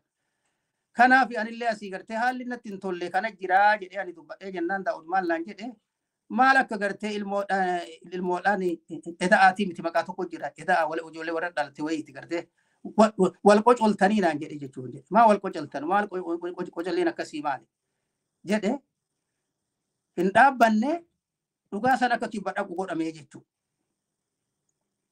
Dhugaa san akka ijoollee kibbaa sana bira dhaqu godhame amma kaa yeroo inni nu biraa deemu walitti dhaammanne jennee teennee jechuudha. Dhaammannee inni illee nutti dhaammachuudhaaf nullee waa itti dhaammachuudhaaf walitti dhufne nuti miseensonni komii subii achi keessa jirru walitti dhufne yeroo jennee jennu kan inni hin sobne kan inni hin kijibne yeroo sana maaliin jedheeni jaallugaa isaan jedheen. Yoo ijoollee sana bira dhayxee ijoollee sana sirnatti karatti deebiftee akka isaan qabsoo godhan goote badhaasa qabdaan jedheen. Yoo ammoo achi dhayxee maali waan shakkii qabuun qaba jechuudha. Yoo achi dhayxee ammoo waldiddaanii gartee ijoollee sun kaafte daranuu babal'atee kan jiru taate duraanuu situ sana goosise siin jedhanii maqaa qabda maqaan sirraa nafu quba qabaadhu jedheen. Akkasitti kaamee achi dhaqamee yeroo achi dhaqamee jedhu kaa dubbiin ijoollee waraana sana keessa jirtu hin taane ijoolleen kibbarraa dhufte tasirnaa fi kana hunda fudhattee jettu dubbiin achi baate jiddurratti ijoollee sana wantaa jettu gishuu jaarraa jaalgishuu jaarraa ni kufe amma kaa jaalgishuu jaarraan waan kufeef jecha gartee dubbiin amma Daawud faa bira ni geette amma nu miseensota shanee gumii akka walgahii yaamnu walgahii hatattaman yaamanii jechuudha asmaratti. Anis amma Naayiroobii dhaqee Naayiroobii jiraa jechuudha. Naayiroobii waan hin dhaqeef akka kibba dhaquufi jechuudha. Yeroo an Naayiroobii dhaqee an jedhu duuti gishuutun taatee jechuudha. Namni silaa kibba sana dhaqu Daawud illee achi dhaqa ture jechuudha. Nu wajjin maali hoogganni akka achi dhaqu barbaadamee jechuudha. Waliin ramadamnee akka achi dhaqu godhame. Kanaaf Daawud hin dhufne ani immoo akka achi dhaqu godhame odoo an achi keessa jiru anis haalli sun kufoo dhageennan amma kaawwanni an achi dhaqu hin jiru Daawudu mataa isaa bilbilee akka gootu amma kaa walgahii dhuftanii kanaafuu duuba gartee amma haalli kun tatta'ee jira achi hin dhaqini Naayiroobii turii naan jedhe tole jedheeni ture haala akkasii sanaatiin nuti miseensonni gumii sabaa shanee gumii dhugaasaa ana kumsaa lichoo akka dhaynu godhamee jechuudha. Jennaan jarri lichoo ka'ee nu dura deemee ana abbaan liiban jechuun kumsaan ka'ee dhufe Naayiroobiidha anaaf inni wal qabannee deemne dhugaasaa osoo eenyu dhugaasaan hin hafee jechuudha. Dhugaasaan hin hafee walgahii sana hin dhaynee walgahii dhaynee jennaan amma wanti jiru ni addaattee jechuudha amma kaa rakkoon jiru sun ni addaatte dhugaa eenyu maqaan galaasalleen mootummaa sanitti waa himataa kan itti waa himatee jedhu ammoo gartee haalli wantaadha isallee kaanee dubbifne isallee kaanee dubbifnuun dirqii ta'ee isa dubbifnee tinnaani gartee maaliif kana gootanii jennaan ani keessa hin jiru baa addattuun inni dubbifna ani keessa hin jiru homaa quban qabu anas hin jira jedha hin waakkataa jechuudha gartee homaa quban qabu jedha haalli ammoo achi keessa jiru kaa deemee ijoolleen kibba keessa jirtu kuni walitti deebi'anii wal loluun wantaa jechuun ofii walitti deebi'anii kun hin argamee jechuudha. Odoo kanaan jirru amma kaa haala kana dandamachiisuudhaaf jecha 2001 walgahiin jilaa jedhanii jila jedhamee konferensiidha maqaan isaa konferensii jedhamee konferensiiti jedhamee warreen diyaaspooraan ala jirullee akka hoogganaatti nullee warri jirullee warri gumii sabaa jirullee walitti qabamnee jechuudha. Manoobar jedhanii bakka tokkotti kaambii tokko jira kaambii waraanni keenya jiru achitti walitti dhufnee jennee jechuudha. Amma kaa galaasaan asmaraa jira itti dubbatamee nu qofa osoo hin ta'in itti gartee maanguddoonu warri akka abbaa biyyaa joobirfaa warreen akka walda Yohaannis Hundeefaa jila sana dhufan warreen akka doktor wantaa doktoroonni hedduun isaanii kaachi dhufan Asaffaa Jaalataa faa namoonni hedduu kaan hin beekne kaachitti an baradhe kaan hin beekne warreen akka gartee nukee mana keessallee warreen akka eenyu fa'aa dhufe ala sana keessaan beeku ani namoonni dhufanii jijjiiranii diimanni dhufe jaal diimanni dhufe warreen kunis galaasatti dubbatanii akka inni walgahii sana keessaa qooda fudhatus godhanii jechuudha jila sana keessa inni walgahii sana keessallee dhufuu hin dandeenye amma ka haallichi wantaa jedheenus immoo amma maal godhuun nurra jira koreen gumiin sabaallee amma eega jarri kun alatti kaafan taate wal qindeessuun nurra jira yaada jedhuun qindoominni godhame gara kaaniin immoo tuyyuu maanguddoon achitti dhufan warreen akka Profeesar Amdeessaa Tusuu maanguddichi tokko kan gartee maqaa amantii kiristaanaa een maqaan isaa paastarii eenyu jedha maqaa isaanii yaadadhu namoota gugurdoodha isaan kunniin jedhanii shanacha araaraa jedhanii maqaa shanacha araaraatiin uftubanii waan kana fixuu qabnaa jedhanii uftubanii utubaa sana keessatti jarri kun rakkoo kana fixuudhaaf tattaafataa turani rakkoon suni gartee katattaafatamee jedhame homaa bakka bu'uu hin dandeenye haala akkasii kanatuyyuu bakka sana keessa gartee ture maajii irratti ka'uufiifuu eegasi shanachi araarallee araarsuu dadhabee yeroo dheeraa ture hafee maajii irratti immoo warri qacaati isaanuu maqaa qacaa moggaafatanii ammaas baay'anii maqaa qacaa isaa moggaafatanii galaasan haga asmaraa keessa turetti qacuma sanaayyuu amanuu hin dandeenye jechuudha. Amanuu hin dandeenye. Ani quban qabu jechuu malee namni itti dhiyaatee ni dubbifna gartee ni dubbifna wantaa jechuu hin dandeenye haala akkasii ta'e inni illee fayyaa dhabee jarmanitti akka wal'aanamu godhamee as bahame haala akkasii kanatu turee jechuudha. Gama kaaniin yoo haga tokko duba si deebise maaliif si deebisa keessattuu kufaatii jaal mul'is gadaa irratti duba deebisa. Wanni kun natti jabduudha jechuudha irra dabruu hin danda'u. Maaliif jaal mul'is gadaa in kufee harka diinatiin kufe beekamaadha ifaadha jechuudha. Kanaaf harka wayyaanitiin kufee wayyaaniin immoo achi keessatti odomaa nuti gartee nagayaan jirru hooganni keenya nagayaan jiru koreeni gartee walgahiin gumii saba walgahiin gumii saba hatattamaas walgahii gumii sabaatiin korri saba hatattamaas godhamee irraa baanee odoo nu jirruuyyuu wayyaaniin nama nutti ergitee gartee warreen nutti ijaartee nutti bobbaaftee ijoollee warra Useen Ayidiit keessa jiran keessatti teknika jedhanii waraana teknikaa kan gartee zuu qabu fudhatanii dhufanii naannawa keenya gahanii haala keenya hubatanii jennaan lakki horiin jaraa kun nutti haafu gartee kanaafuu jara kanatti wantaan jennu jedhanii ufduba deebi'anii jechuudha. Sun jalaa fashalee jennaan amma as deebi'aniiti maal godhanii ijoollee ifloo ijoollee ibsoo kaachi keessa jiran ukkaamsisiisanii biyyatti galchanii jechuudha. Kan namni hundinuu beeku. As deebi'anii ammallee nurratti illee duunuudhaaf jecha maal godhanii gurbaa tokko kan dubrii Useen Ayidiit ta'e kan Useen jaarmaa Ayidiit keessatti ammoo tuyyuu itti gaafatamaati kan isaanii ta'e. Gurbaa guyyaa tokko anu arge gurbaa diimaa gabaabaa tokko Galaasan Useen wal barsiisee jechuudha. Yoo Galaasan wal barsiisee jedhu gurbaan kun informeeshina kennaa Galaasaaf kennaa isa dhufaa isa malee nama biraan dubbisu. Achi keessatti gartee mooraa keenya dhufee moodaan keenya fi mooraan ijoollee Ayidiit wal bira jiranii jechuudha gartee madatootiin baanan suni gartee paalaasiin sun wal maddii jira. Kanaaf achitti dhaqeeti gartee kennaafi jechuudha. Aadaa dubbichi wayyaanee keessa gurbaan harka waan qabuuf jecha gurbaan kun Galaasaa irratti tarkaanfii fudhachiisuuf ture jechuudha. Akka tasaa rabbiin baasuudhaaf jarri keenya achi keessaa baanii asmaraa dhaqanii dubbiin sun hin hafne namni achitti ifatti hafe. Jaal mul'is waan ta'eef jecha amma kaa manni inni irratti hafellee manuma san waan ta'eef amma xiyyaaffannoon isatti deeffatame bifa kanaan jala bu'anii jala wantaa godhaniiti isaa fi mucaa wardiyyaa isaa ka jiru tokko irratti tarkaanfii fudhatanii inni achumatti kufee mucaan immoo mataa kana keessa dhabamee hin duune agammaattu jiranatti hin jiran se'aa garuu ammoo nama dubbachuu danda'uu miti nama miidhaan guddaan irra gahee akkas ture jechuudha. Sanarratti eegasii deebi'amee olola oofame keessatti jarasantu ajjeesisiisee jedhamee jechuudha.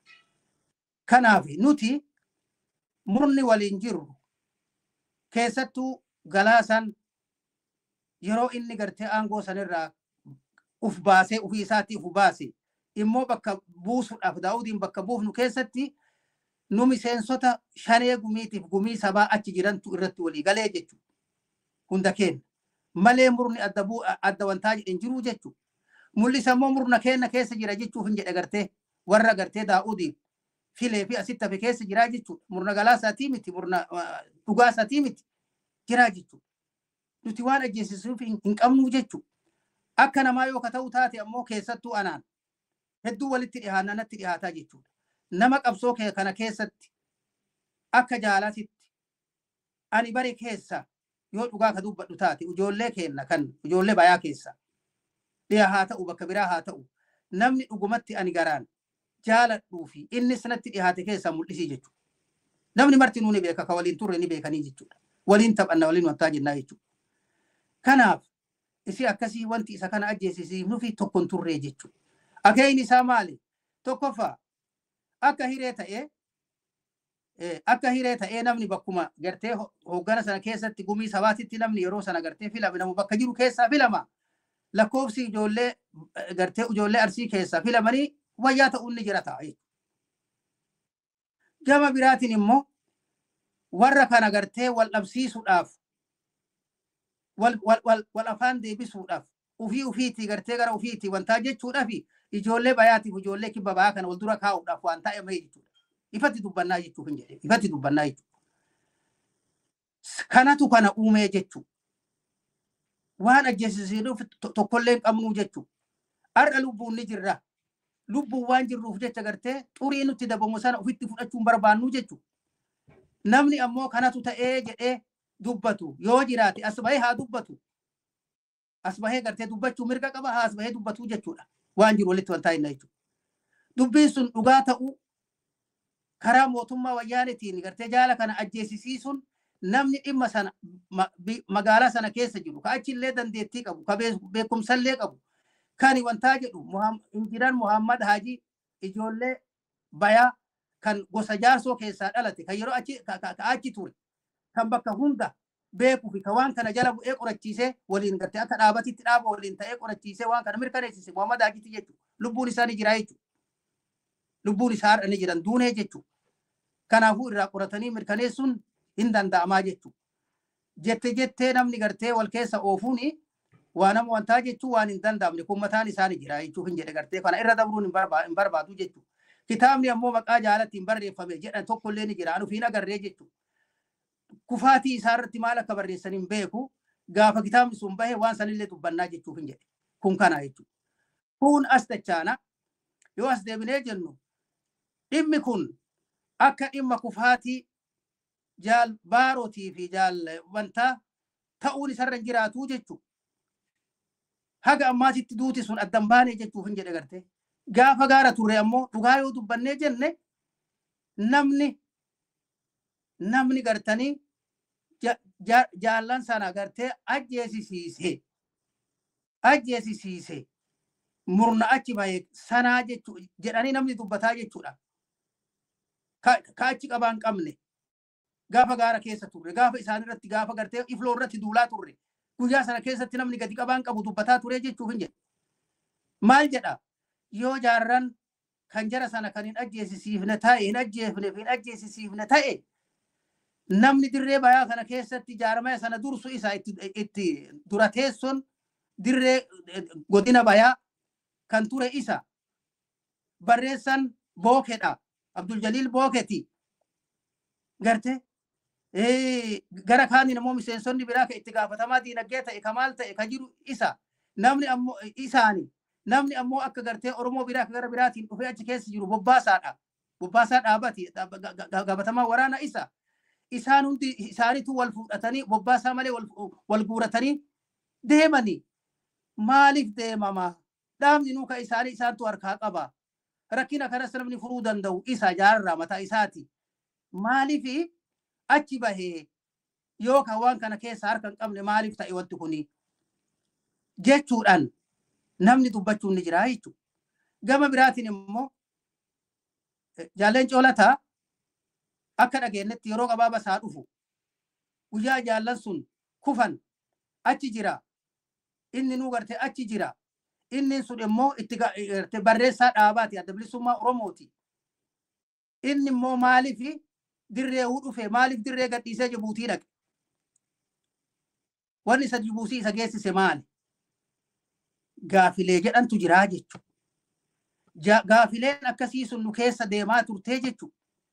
Bariisoo waabee kuunnoti dura teessoon yeroo sanii bariisoo waabee arbaa guuguu jiraa jechuudha. Achii waamamee dhufee jechuudha. Ka achii waamamee dhufee jedhe jaarraa waraanarraa dhaabarraa adda bahee ala jiru dhaqee dubbisee jechuudha. Ka inni jaarraa achi dhaqee dubbise. Leencoo lataa ka bakka sana keessa jiru wanni isa gartee achi kaasee kuunnoti Jibuutii isa geessise maali? Jaarraan wanni isa deebisise maali? Gartanii gaafilee akkasii tana jettutu nu keessa deemaa ture. Yoo hiree walitti dhufiitu ka argatamu taate yoo rabbii walitti nu fide mee jaalleen coolataa waan gaafannu qabnaa. Dubbiin tu qulqullaa'uu qabdi. Jaarmaa sirnaa walgahii sirnaa kan namni gartee ka'ee dhufee itti walitti waa dubbatu sana keessatti ifa ta'uu qabdi kan jedhutu nuti qabsaa'ota dirree sana keessa turre keessatti jiraa jechuudha. Yoo akka shakkiin ammaa kun ka jiraatu taate akka amma dubbatan kana yoo ka jiraatu taate maaliif ijoolleen bayaa dhumte irra guddaan isaanii? Jaarraleen achuma keessaa dhalate. Ijoolleen adda bilisummaa Oromoo gartee lakkoofsi guddaan achi isaani. Nu warri gara biraatii dhufne lakkoofsan gabaabaadha isaan hin geennu. Isaan kun maaliif dhuman? Maaliif wareegaman? Gartee wanni gaafsan dubbannuu fi arra jirulleen garaagarummaa guddatu jira jechuudha. Nama wantaa jedha jechuudha. Kanaafuyyuu duuti jaal mul'isilleen akkasitti bishaan dhugdee akka nafne barbaadaa jechuudhaan. Lubbuun jirra nuti warra lubbuun jiru ifa baasuu qabnaa jechuudha. Isi akkasii gartanii gartee kana jiraa jechuudha. Gara biraatiin immoo Galaasaan faa yeroo achi ba'anii jedhan wanni isaan sababatanii jedhan kaayoo irratti wal dinnee jedhan. Wanni himatan kaayoodhaa jechuudha.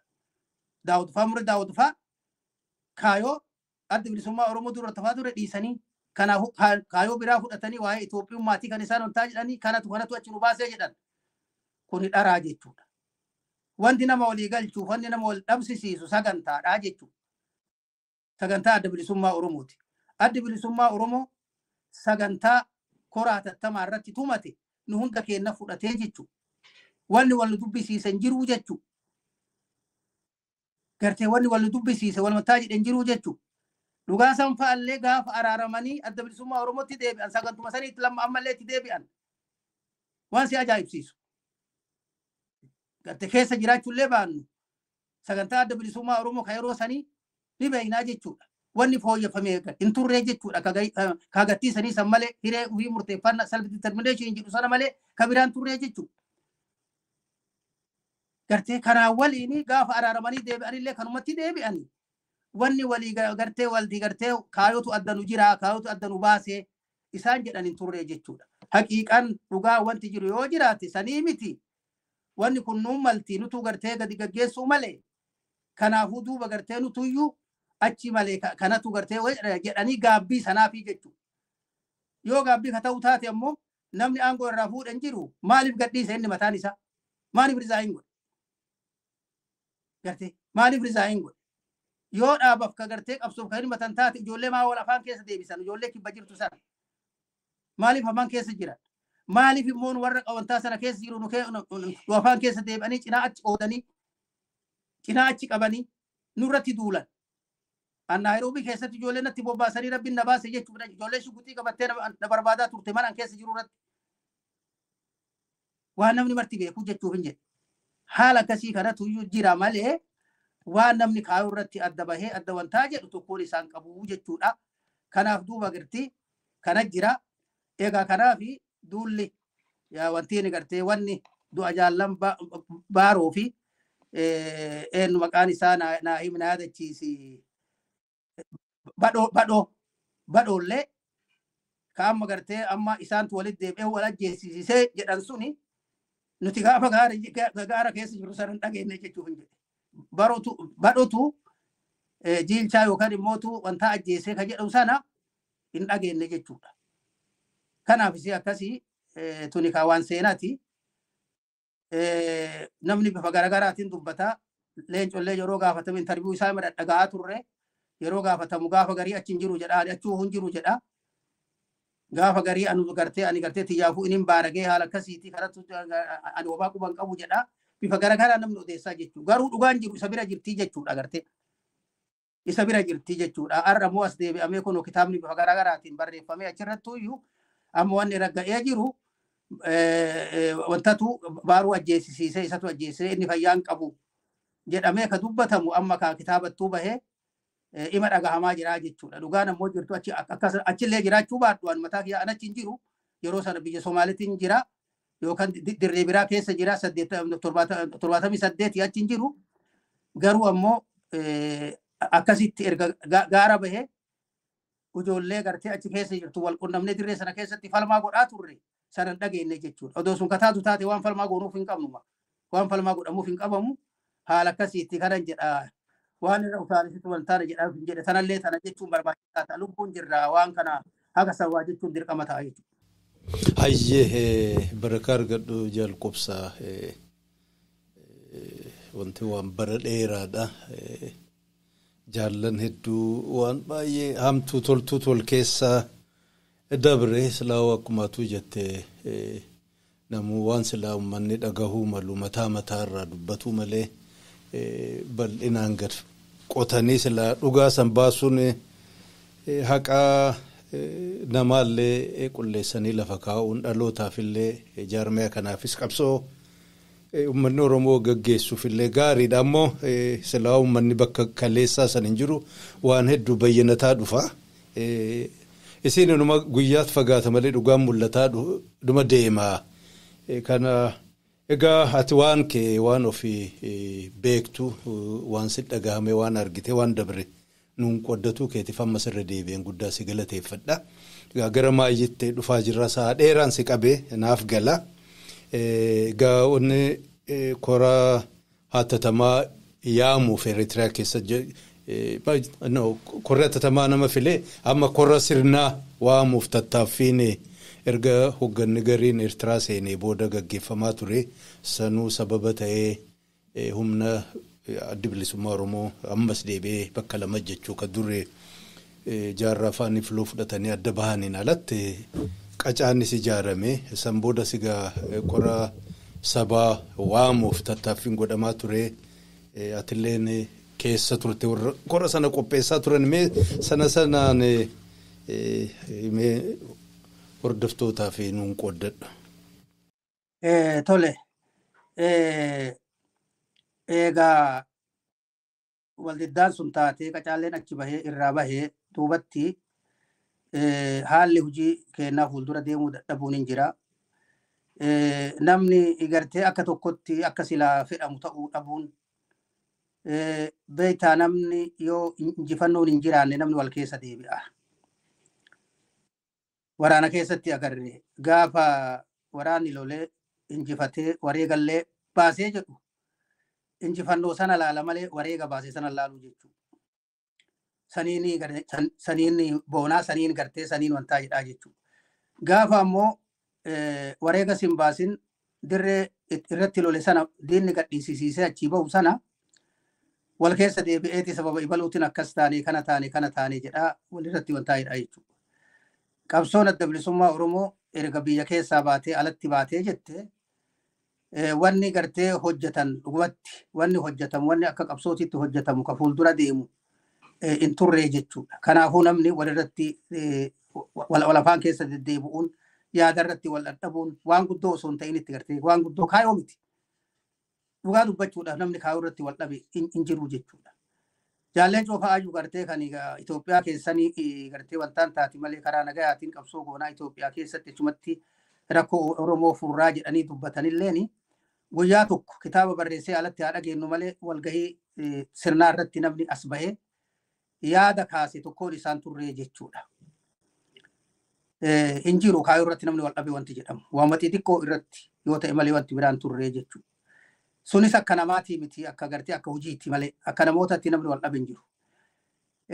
Kanaaf wanni xiqqoo kaate yoo jiraatte gaafa kora sadaffaa sanarratti namoonni gariin yaaduma kaasan keessatti namni wanti dubbata. Karaan Oromiyaa fidu Itoophiyaa keessa baasaa jedhame. Nama tokko takkas sana kaase.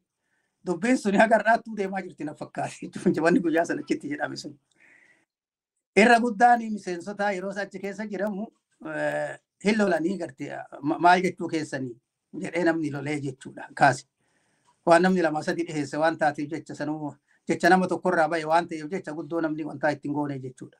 Hagas beeka ani gartee hagas beeka gartee karaa nagayaatiin mee waan goonu qabsoon kun fuuldura deemuu dadhabde nama gartee maanguddoo kana keessa biyyatti galchine haa hidhamu akka Mandeellaa sana akka Mandeellaan godhe sana haa goonu gartee hidhaa keessatti haa achumarraa waatee haa jedhu maqaa isaatiin gartee qabsoo goona warri jedhamu ilma gartee guyyaa sana achitti wanti sun yaadni gabaabduun sun achi kaate jechuudha. Sana malee wanti turre jechuudha. Garuu rakkoon ture waanuma asiin jedhe gabaabduu tanaa jechuudha. Kana waan ta'eef korichi akka taa'u dhaabne maaliif bara dheeraa ture. Gaafa Daawud Faakuraa mataan isaa tuqorri hatattamaatu iyyuu hatattamaati malee kora sirnaa dhaabbataa miti. Walgahiin gumii sabaa kan yeroo garaagaraatitti lama muwaggas godhamee iyyuu ammoo gartee walgahii gartee walgahii gumii sabaati malee kan koraatii miti. Kanaafuu korichi kun godhamuu qaba jechuudhaani aanjaan biraan jiru namni aanjaffannee qabsutti gartee gaaratti deebinee bifa gartee asii saniitiin walgahii godhannaa jedhama jechuudha. Kuni aanjuu yeroo dheeraa fudhata. Haalli kun waan aanjaa miti ammatti waan danda'amuutii miti. Humna kenna Eertiraa keessatti leenjifamee biyya keessa seensisuunu marroo meeqa gufuun nama futattee gartee wantaa jedhe waan ta'eef jecha miti jedhameeti irratti waliigalee korichi sun akka godhamu godhame gartee yeroon qabame. Yeroo qabamuudhaaf koreen itti ijaarame jechuudha. Koreen duraa kan itti ijaaramte abbaa biyyaatiin kan dursu Jaal Abiyyuu Galataatiin kan itti aanaa ta'ee jiru koreen sun utubamte jechuudha. Koree sana keessatti ka Jaal Abiyyuu Galataa garagalaasaa fa'aa jira. Kana waan ta'eef inni koree sanitti quufee yookaan immoo walgahii deemu sanitti quufee mantaan jenne odoo Asmaraa keessa jiru odoo jaallan sunuu quban qabaatin nama biyya gartee Ameerikaati baasaboora Ameerikaa qabaa jara Eertiraatitti waan ajamuun qabu gartee tikeeta isaanii qabaa ka'ee tikeeta isaa muratee ofirraa deemee jechuudha. Jarri keenya quban qaban eegan achi bahee dhagaan eegan Waashingten gahee dhagaan jechuudha eegan achi bahee. Koreen sun achitti diigamte. Koree diigamtee naan ammaas deebi'anii marroo lammataatii fi koree lammataa ijaaranii koree lammataa kumsaa ana nu lamaan kenna gara shanii gumii keessa namni itti godhame ijoollee biraa kan akka gartee miseensotaatitti jiran koreetti jiranii jiranii godhanii jechuudha. Nu haga kenna tattaafannee turree jechuudha akka koreetitti tattaafannee dokumentis qopheessinee waan silaa barbaachisu goone kootaa silaa gartee miseensonni bakka hedduu jiranii kun dirree jira kun ala jira garagaraa ka jiru nuti gartee wanni godhuu dandeenyu kootaa hiruudha malee nama ibaluu haa dhufu hin jennu isaantu gartee kootaa itti ergame namuu filatee ergata. Haala akkasii sanii ittiin qindeessinee erginee facaafne gara dhaaba keessan goona silaafuyyuu dhaaba keessan goonee jechuudha. Yeroo goonee jennu walgahiin suni walgahii gartee haa taa'u malee cinaan kenna anifaa waan murteeffadhe qabaa jechuudha. Korummaan akka hiree walgahummaan tokko kan nagarti namni dirqama isaa gaafatama isaa itti ofirraa dabarsee itti kennu yoo argamee jedhe rabbiin ittiin nagahe ani itti gaafatama kana ofirraa dabarseeti ofirraa akka miseensatti jiraadha. Dhaaba keessaa hin ba'an jedhu wanni na baasus hin jiru waan itti faaje akka miseensatti jiraadha. Dirqama dhaabni akka dhaabatti natti kennu akka miseensatti itti ni raawwadha. Malee gartee itti gaafatama fudhadhu kan jedhu murteeffadhee jechuudha. Warra kumsaa kana walitti dhihaannaa isaanis waliin dubbannee jechuudha. Aboo ayyaada akkasiin qaba koree keessa waliin jirra ammallee walitti dhihaannaa waliin taphannaa. Aboo ayyaada akkasii qaba yoo korri kun ka godhamu taate bar yaada akkasii ati hoo anillee nomaa jedhee jechuudha innillee gartee waan akkasii achi deemuu dadhabdee wanni kun gartee namnillee wal akka silaa barbaadutti wal fudhachuu dadhabe jedhamee jechuudha. Kanaa waliin abbaan biyyaallee homa akkasii qaba ture. Wabbaasalleen akkas ture. Gaafa korri sun godhamee jedhu nuti warri yaada sana qabnu ni fudhaa gartee yaada keenya ni mirkaneeffannee jechuudha. Korichi ammoo yeroo yaamamee jedhu keessatti nuti akkuma siin jedhe kootaa irra malee waan biraan irru waan biraa godhuu hin dandeenyu. Miseensonni dirree irraa filamanii dhufan keessattuu dirree kibbaa irraa filatamanii dhufan irra guddaan isaanii miseensota waraanaati. Kan immoo ala kana keessallee filamanilleeni yeroo sana keessatti ni beeytaa jeequmsi ala kana keessa jira community keenya keessa ni jira bifa garaagaraatiin namni wal jejjeequ ni jira ka ala kana keessa filatamee dhufamallee ni homa gara tokkootii jechuudha malee calaqqisa guddaa gartee Oromoo calaqqisu sanaa miti jechuudha yeroo dhufne dokumentii irratti gartee koreen nuti warri gartee akka koreetti jirru koree qopheessituun gabaasa keenya dhiheessinee irraa baanee nurraa fudhatanii as deebi'anii ammoo koree filchiiftuu kaa koraa gartee kora sana gaggeessitu gartee sana gartee namni sana utubatamee yeroo jedhamu dokumentii irra dubbatamee irraa bahamee jedhamee amma gara filmaatatitti kaamaajiin filmaatuma gartee hoggara utubuudha hoggara haara'oomsuudha hoggara haara'oomsuun dhufu waan takkaa nuti dhaaba kana keessatti hin argintu ta'ee jechuudha. Kun maal jechuudha? Namni dhaaba kana keessatti namni hoogganatti filamu hin qaadhimama nama tokko qaadhima akkuma gartee dhageeffattoonni keenya kun hubataniif hin jedha malee siifi miti jechuudha. Gartee namni ni qaadhimama nama tokko qaadhima namni biraa ammoo yaada deeggarsaa kenna sanbootatti deebi'ee nama sanarratti mana keessaa mormii fi gartee deeggarsatu wantaa'edha. Osoo filmaatattuun dhufne osoo sagalee irratti hin kennanne tartiiba akkasiitu dhaaba kana keessa turee jechuudha. Akkasitti dhufee jechuudha. Amma inni yaadadha maqaan dhahu gaafa koraa lammaffaa keessatti walgahiin ta'ame kajaal diiman walgahii sana isatu dursaa ture ta'e mucayyoo takka namni qaadhime. Mucayyoo qaadhimanii jennaan mucayyoon jabdu dhugumatti nama dheeraa qabsoo keessa turte. Jennaanini namni deeggarsa irratti kenne mormiin ka'ee jechuudha. Namni tokko yeroo ka'ee jedhu mucayyoo sana akkan taane godhee jechuu hin jedhe garte. Akkan taane godhee jechuu hin jedhe. Filamuun qabdu rakkoo akkasii qabdi jedhamee jechuudha. Laalla zigaalli kan hin jirre jechuu hin jedhe. Zigaalli kan hin jirre gartee ka'ee akkasitti nama taa'u. Mucayyoon sun filmaata sana keessa hin filamne jechuudha. Hin filamne jechuudha. Duuba haala akkasiitti ture jechuudha. Sirna akkasii, seera akkasii, tartiiba akkasii beeyna. Walgahii kana keessatti immoo sun hin turre jechuudha. Maaltu ture? Korema filchiiftutu namoota itti gootee gartee achiin duubatti nama qopheessanii fidanii warreen kanatu qaadhimame jedhanii as fidanii jechuudha. Waan ajaa'ibaati. Waan ajaa'ibaatu ta'ee jechuudha. Kana waan ta'eef nuti warri dhugatti tartiiba seeraa dhaabaa ni beeyna kan amma dubbadhu kana ni beeyna silaa kaafamee namni dhimma dubbatama garuu dubbattullee akki itti gartee korri sun wantaan qaadhimamtoonni gartee bakka bu'oonni kora sanii itti dhufan kanumaan jijjiirre waan ta'eef jecha gama kaaniin immoo ufiifuu dhiisuuf waan deemnuuf ka wal danda'e waliin haa hojjetu. Wanni agartee namni wal dura dhaabatuuf hin jirtu meewa akka namni haa godhu jechuudhaan itti callifne jechuu hin jedhe. Akki korri sun hoggara sana itti filelleeni bifa santu turee jechuudha. Boodarra yeroo gartee filmaanni godhamee irraa ba'e nama mufate fa'aa jiraa jechuudha. Gartee walgahii sana keessatti mufuu warra qabu jiraa jechuudha. Maaliif akkas ta'e? Jedhanii nama wantaa jedhee gartee walgahii isaanii kan gartee miseensota gumii miseensota shanee gumiidhaaf gumiin sabaa yeroo sana filame haarofni sun walgahe filuudhaaf itti walgahe ka walgahii sana keessaa dhiitee bahee jiraa jechuuf hin jedhe. Achumattuu yeroo sanattuu kan hin turin. Haala akkasiisantu ture. Kanaafi dubbichi dubbii kaayoo osoo hin ta'in akkuma isiniin jedhee gartee akkuma tartiiba itti waa qabatanii dhaaba kana keessatti nuti yeroo dirree bayaa turre dhugaa dubbachuudhaaf galaa sana amma lubbuun isin jiru dabree jira. Dhugaa sana immoo ni jira. Warreen jiran istuu isaanii jedhanii haa gartee namni dhaaba kana keessatti haarawatti walitti dhufe malee ka waliin beeyne bakkaa bakkaa walitti dhufe wal hubannoota gartee eenyummaa walii qajeelutti waliin beeku dirree kana keessatti walitti dhufe wanni ammoo gartee kufaatii jaalbaroo haa ta'e mooraa dhaaba keessaa ka walitti hafeeyyuu akka inni gartee uf eegu uf tiiksu qeenyaan waa laalu isa godhee jechuuf hin jedhe. Kanaafuu isee akkasii shakkii gaggabaabduu namni walirraa qaba ture jechuuf hin jedhe gartee shakkii qabaattu malee wantaan turree jechuudha.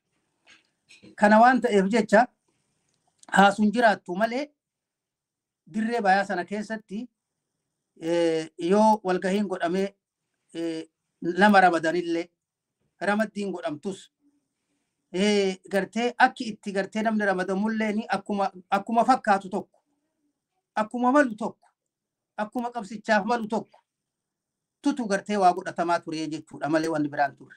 Rakkooleen jiraatu ammoo waliin haasawaa ture wal dubbisaa ture jechuudha. Wal dubbisaa ture jechuudha. Kanaaf wal dubbisee waliin haasahee rakkoo jiru waliin fixataa ture jechuudha. Malee wal duuba deebi'ee gungumaan turre jechuudha.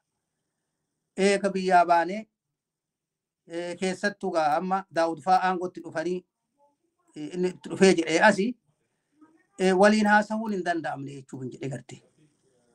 Haasawallee namni hin hayyamne banaa miti. Wal duuba ummatti namni waa haasayaa wal duubatti wantaa jedha. Gartee namuma ofii maal siin jedha jaarmaa keessa jaarma ijaaruu dhufee jechuun jedhe gabaabatti. Gartee jaarmaa keessatti jaarmaa ijaaran. Waan jaarmaa keessatti jaarmaa ijaaraniif naaf hin galle. Jaarmaan jaarmaa keessatti ijaaramu jaarmaa itikaa qofa. Gartee jaarmaa itikaa dhaabatiisuudhaaf jecha sunuu caasaa qaba bara. Caasaa jaarmaa qaba jaarmaatiin deema ifatti jiraa jechuudha. Garuu miseensota achi keessa dalagan beekuu dhabuun ni mala namni gartee namni hin beeku jechuuf hin jedhe gartee malee caasichi jaarmaa tikaasuun ifa jiraa jechuuf hin jedhe. Jaarmaa keessa nam jaarmaan ijaaru. Eegasii wanti ta'ee jedhe jaarmaa keessatti jaarmaa ijaaruun dhufe. Nama tokkotu gartee murteessaa ta'e. Fakkeenyaaf hojii biyya keessa namni quba qabu Daawud malee hin jiru.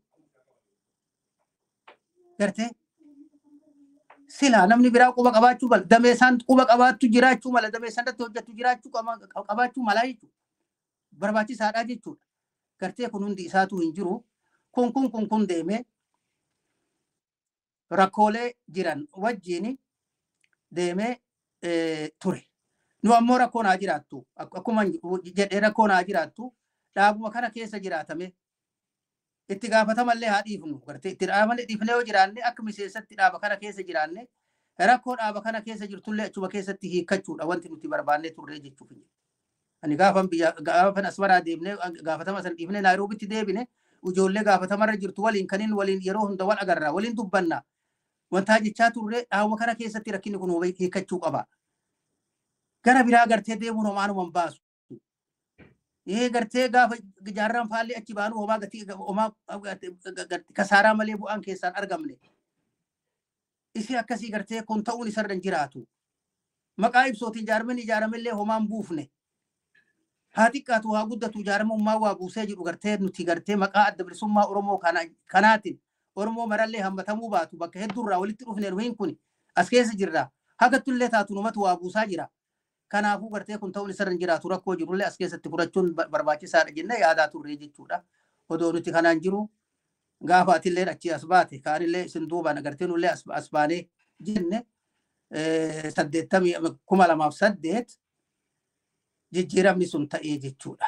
Jijjiiramni dhalatee jedhanii namni achi bahee murni guddaan sun achi bahee odoo sun achi hin bahinii yuugaa eenyu dhufee murni wayyaanee keessa jiru gartee kan OPDO keessa turan warreen akka Kamalfaa warreen akka Hayluufaa kunneen hundi isaaniitu waraana qabatanii dhufanii namni hedduu itti gammade hedduu itti gammanne Oromoon hedduu itti gartee itti wantaa jedhe gammachuu daangaa hin qabne gartee dhufte diinni akka malee rifate gartee kun jiraa jechuudha. Kana ammoo odoo gartee amma Daawud fa'aa odoo kana ofitti qabanuu sirnaan tartiiban hojjechiisuun osoo jiraatu gaa jalqaba fuudhanii aangoo walitti hiranii deebi'anii immoo itti gaabbanii amma Kamalfaa akkasuma godhanii jechuuf hin jedhe gartee jalqaba fuudhanii koree waraanaa ijaaran akka dhageenyutti koree waraanaa sana isa dursaa jechuudha. Haa gartee waraana kana gartee bilisa goonee warree waan hojjetu haa goonu jedhanii dubbatan achi hin jiru odeessan dhagaye dhugaaf dhara isaan beekuwan. Garuu gartee duratti akkas hin turre. Damee waraanaa ni jira itti gaafataman damee waraanaa ni jira. Gama biraatiin immoo dhaaba kana keessatti namni gaafatama fudhatu kamuma gartee mooxannoon isaa eenyummaan isaa ammallee amiinummaan isaa haga tokkollee taatu mirkanaa'e kan dhaabaaf qabsoof amanama ta'e kan tokkummaa dhaabaa kanaaf amatamaa ta'e waan akkasiitti namni wanti godhu kuni kaa irra deebi'anii kan taane gammachuu irraa kan ka'e kaa gartee jara fuudhanii godhanii eegas itti deebi'anii gaabbanii gaabbinaan ammoo walitti deebi'anii maayyee irratti kun kan 2008 fottoqti sun ta'e fottoonni sun ka ta'e ammoo yoo dhugaa dubbanne irra guddaan warra jijjiiramaa san jala bahee jechuudha. Warra jijjiiramaa san jala bahee jechuudha. Wantaa fuudhaniitti gartee warra jijjiiramaa fuudhanii dura teessoo jaarmecha sanii kamaaliin godhanii jechuudha. Yeroo asitti dhageenyee jennu nuti anillee kiraanfuushii ol dhufee abbaa biyyaa waliin obsaalaa jirraa jechuudha. Ana bobbaasaa as dhufne jalqaba yeroo duraatiif abbaa biyyaa nu dura bahee asitti walitti dhufne jechuudha. Santu nurratti ta'e. Yeroo dhageenyee jennu maal jenne jarana mee waan gootan amma eenyu doktorri Nuuroo Daddafoofaa isaanii namni mana sootaa kana keessatti waan sana godhe isaan wafaayyuu isa faa dubbifneeti jennaan jarana waan gootan mee haa xiqqaatu waa guddatu osoo diimaa gootanii gaarii ture jenne jechuudha.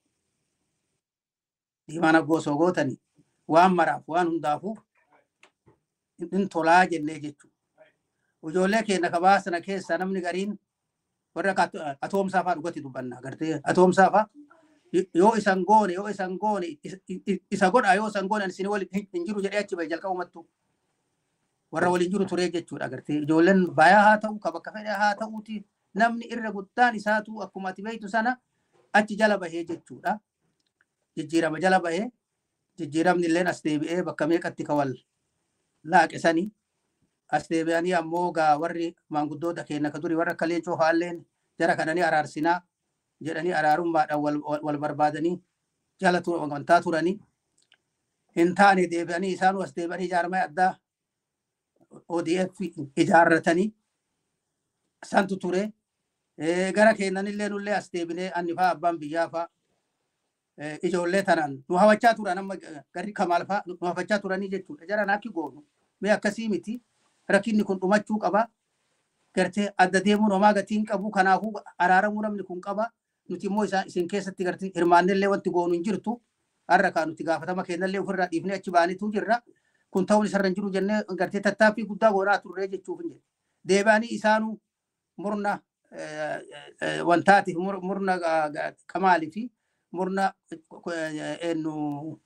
Nuuroo fa'aattu Dr. Nuuroo fa'aattu adda wal qoodanii ka'ati beektu sani deemee dhaqee maayyee irratti gaafa jijjiiramni kun qabsoo dargaggootaatiin qeerrootiin shamarraniitiin kun dhufee jedhe namuu odoo gartee walitti wantaan jedhi wal dhokatee namuu gartanii wal saaminsa biyyatti galee sun nama qaanyessa jechuuf hin jedhe gartee. Jijjiiramni dhufuu namni nima beeka. Humna kana tokko godhanii walii wajjin wantaa jedhanii odoo kan galan taate gaarii turee jechuudha fin jedhe jechuudha. San birattuu achi dabri ammallee gaafa qacaa fi adda bilisummaa Oromoo Daawudiin durfamu walitti deebi'an ijoollee jiratanii gartee maqaa qabsaa'ota buuleeyyii jedhuun duraan ijaaramanii jiraa jechuudha. Waliin haasawaa turan. Ijoollee sana achi dhiisanii ofii walitti deebi'anii jechuudha. Jara sun araaramu. Ijoollee sana alatti dhiisanii jechuudha. Ijoolleen sun maayyii tani maayyii deemee abbaan nagayaa fa'aa itti gartee itti dura itti ta'ee jechuuf hin jedhe gartee ta'ee jechuudha. Kanaaf waan akkasiisantu ture jechuuf hin jedhe egaa kana wal qoodamiinsi akkas ture odoo ammoo gartee walii galanii kan gartee ka deemnu taate sila aangoon sunilleen ani hin beeku oppidiyoon of ijaartee jirti.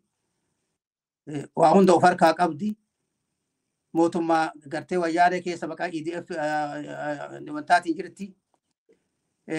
Kanaaf aangoo silaa isin ima fudhatti haa ta'u ammoo haga tokkollee taatu falmuun ima danda'ama ture natti fakkaate garuu wal bubbuusuun suni deebi'ee maayyii irratti kan oppidiyoonuu isaanuu bibbiinxite namni kun alatti hafe kun adda bilisummaa Oromollee Daawudillee mana hidhaasitti waggaa tokko ol ture ka ati beektu sani ijoolleen gabaabduun hoogganni isaan waliin jedhan immoo kan hidhaa keessa ture kun dhiheenna kana bahanii har'a miseensummaan tokkooyyuu hin beeku bakka sana keessa hin jiru waan isaan harkaa qaban hin beeku maqaa adda bilisummaa Oromootiin biyya sana keessatti namni socho'aa jiru jedhanatti hin fakkaatu jechuudha. Kaafaa'olleen akkasuma ta'ee ture jechuu gartanii akkasitti waan akkasii nutti ta'e arra san hunda irra dabre OPDO haa ta'u maqaa gartee bilisiginnaatiin kan gartee ufijaarii har'aan tana aangorra jiru arra duulli uummata keenyarra jiru laafaa miti maqaa Oromootiin achi jiranii garuu Oromoon ajjeefamaa saamamaa irratti duulamaa warra gartanii baraati jedhama irratti duulamaa jirama. Egaa kun miidhaan uummata keenyarra jiru guddaadha. Kanaayyuu kaa walii galanii har'a namni adda nama qoodu hin jiru gartee har'a Abiyyiin faa Shimalliisiin faa namni maqaan isaan qaban OLF'dha jechuudha gartee Onaagi gartee Onaagummaa santu Onaagii fi bilisiginnaan kan wal taane kan walii galtee hin qabne kan ofiifuu wal miidhaa jiru as deebi'anii ammoo gartee alagaanii isaanitti maxxansee kunoo isaanuu kana godhaa jira. Gaafa ammoo rakkoon dhiibbattee dhuftee jette immoo Onaagii fi isaan illee gartee jara kanallee kan adda baasanii miti. Kun odoo kun jiru namni qaroomatee silaa wal jidduutti rakkoo jiru gartee wal jidduu fixuun barbaachisaa ta'a. Duulli nutti as deemaa jiru balaan nutti as deemaa jiru laafaanatti hin fakkaatu abbaa giddii kiyyaa kan hundi keenya waliin hubannu. Kanaaf kana jira nama gaddisiisaa siin jechuu barbaade jechuuf hin jedhe kana. Hayyee guddaa galatoome waan hedduu waan dheertuu silaaw qabsoodha keessaa uummata firan qabne kana haalli sitti jijjiiramu waan hedduu wal keessa laaqamaadha hamma danda'ameen qulqullummaadha waan hordoftoota waltajjii kana qoddatu keetiif dhugaan si galatoofadha. Baga jiraatteellee baga jiraatte nu gammachiiste. Egaa kana caalaa si tursu waan lamaan takka yaada kee akkatti kennat tokko sagaltamoota sanarra kaasee kan inaan hubadhaan kana hubate wallaala kiyyallee ta'uu mala keessaa warri kibbaa turtan bahaa fi kibba bahaa warra turtan booda keessas walumaa galatti hogguun laalu rakkoon guddaan qabsoo Oromoo ka qabate warri Itoophiyaa jaallatu kun warra sila maqaa dadhooftellee warra alaa jechuu kooti. Hundeenis hundee kiristaanaati hundee Yihudaati hundee warra Awurooppaan ijaare isiin kun diigamuu isiin barbaadan. Kanarraan kan ka'e yeroo baay'ee kun argu amma sagaltamoota keessaa biyya ollaa keessa warri alitaadillee sosso'aatu warran hin beektaa.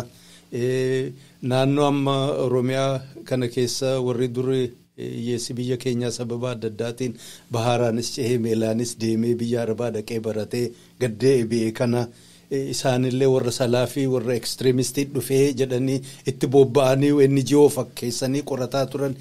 Oromoon karaa sana jirtu kun warra ekstreemistii amantiin jala buuti ka jedhu sodaa guddaa akka qabu orma qofaa miti.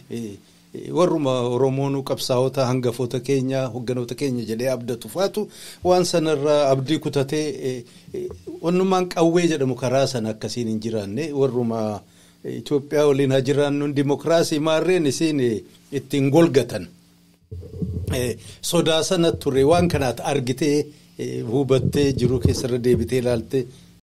Tole bareedduudha lakki waan adhiise jedhamu miti. Dhugaa dubbachuudhaaf yeroo Mogadishoo turre jaallan keenya maanguddoota kana waliin turre haga gabaabaa waggoota afran isaan achi turan sana keessan nama cinaa hin turre. Warra akka Diimaa, warra akka Diimaa, warra akka Xaahaa, warra akka Jeyluu kana waliin turre. Leencoon immoo inni mataan isaatuyyuu haga achi turetti namattuu gadi hin bahu gartee waajjiruma keessa jiree waa dalaga malee gadi bahee uummata sin dubbisu nama sin dubbisu jechuudha gartee haga achi bahee keessatti. Yeroo sana keessatti wanni turen turre homaa irraan dhageenne jechuuf hin jedhe waan kana homaa irraan dhageenne turre jechuudha. Maaliif namoonni achi jiranillee Xaahalleen nama bayaatii ni beekta Jeylullee nama Arsiiti Diida'aati. Kartee kanaaf wanti waan amantii fi waan kana wanni dubbatamu tokkollee hin jiru. Inumaayyuu namni Somaalee keessa waan jiruuf jecha isaanuma fakkaachuudhaaf ka duraanii kofoon uffannil ka koroo uffatu gartee marxoo uffatee maal jedhee tumantaa jechuu malee wanni jedhe hin jiru jechuudha. Eegammoo biyyatti deebinee biyya keessatti nu qunnamnee namni eega jaallan kuwwan kufanii achitti hafee jedhe namni duraa tokko galaasuma achitti dhufnee jenne galaasan kun dhugaa nama banaadha. Namni haasawaa wantaa jedhaa jechuudha. Riqoo tokko ni kakkaasa. Waan ifa namaan taane kaasa dhugaa dubbachuudhaaf. Ifa baasillee qajeellotti hin dubbatu jechuudha. Maal dubbata? Bari qabsoo kana wanni namni kenna namni gartee qabsaa'onni beekuu qabu qabsoo kanaaf kan yaadu qabsoo kanaaf kan amanamaa ta'e namuma amma qabsoo kana keessatti jiru ka qawsannoo gartee kanaa argate kana malee inni barate ka digirii qabu ka gartee kan piroofeesar ta'e ka doktora ta'e sanii miti. Inni kun gartee yoo dhaaba kana ni tiisina qabsoo kana tiisa jenne gartee kana haga qulqulleeffannutti abbaan fedhe haa dhufu. Ibaluun kun beekumsa akkasii qaba, dandeettii akkasii qaba, kan akkasii qaba jenne ofii uf tuffannee wal tuffannee akka gartee wantaan jenne ka jedhu sana akka kaasaa ture jechuudha. Maal irraa akka kaasu yeroo sanitti nuuf hin galle maaliif namni dhugatti dubbachuudhaaf qulqullumamaan qabsoo kanatti bahee jechuudha.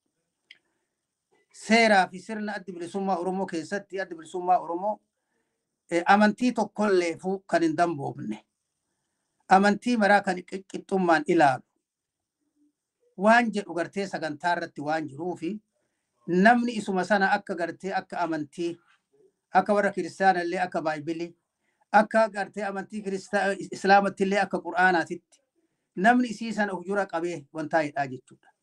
Fakkeenyaaf barruu naamusaa takka waan si ajaa'ibsiisu barruu naamusaa tokko mataa namni kiishatti hin deemataa jechuudha. Mataa matatti yeroo hunda namni gartee sana wantaa jedhaa. Sagantaaleen akka wantaa kanaati miti barruu xixiqqishuu tokkotti qindeessanii maal godhanii qubee tanaa miti qubee durii takka ture gartee tanii dhaalleen gubbarra dhaawamtu tokko ture caalleen gubbarratti dhaawamtu tokko ture isii akkasii qubeeleen dachaa deebitu kan gadi of dabalattu sun hundi isaatiiyyuu gubbarra dhawaa qabdi. Kanaaf sagantaa saniin qophaa'e sana namni kiishatti hin deemataa jechuudha. Malee wanni ture jechuudha. Waan bifa amantiitiin kiristaana, islaama, waaqeffataa, jinni inni jedhu dirree bayaa kana keessatti hin turre jechuudha. Namni immootu gartee amantii sanallee kama ofii qabu nama islaamaati. Nama dhaloonni kiyyallee achirra dhufee jechuuf hin jedhe gartee. Islaamummaan dhaloota irratti amantiin dhaloota irra hin deemtu haa ta'u immoo nama gartee amantii qaba jedhu keessaa tokko jechuudha. Kanaaf amantii sana gartee laallee takkaa jalan gorree jechuuf hin jedhe.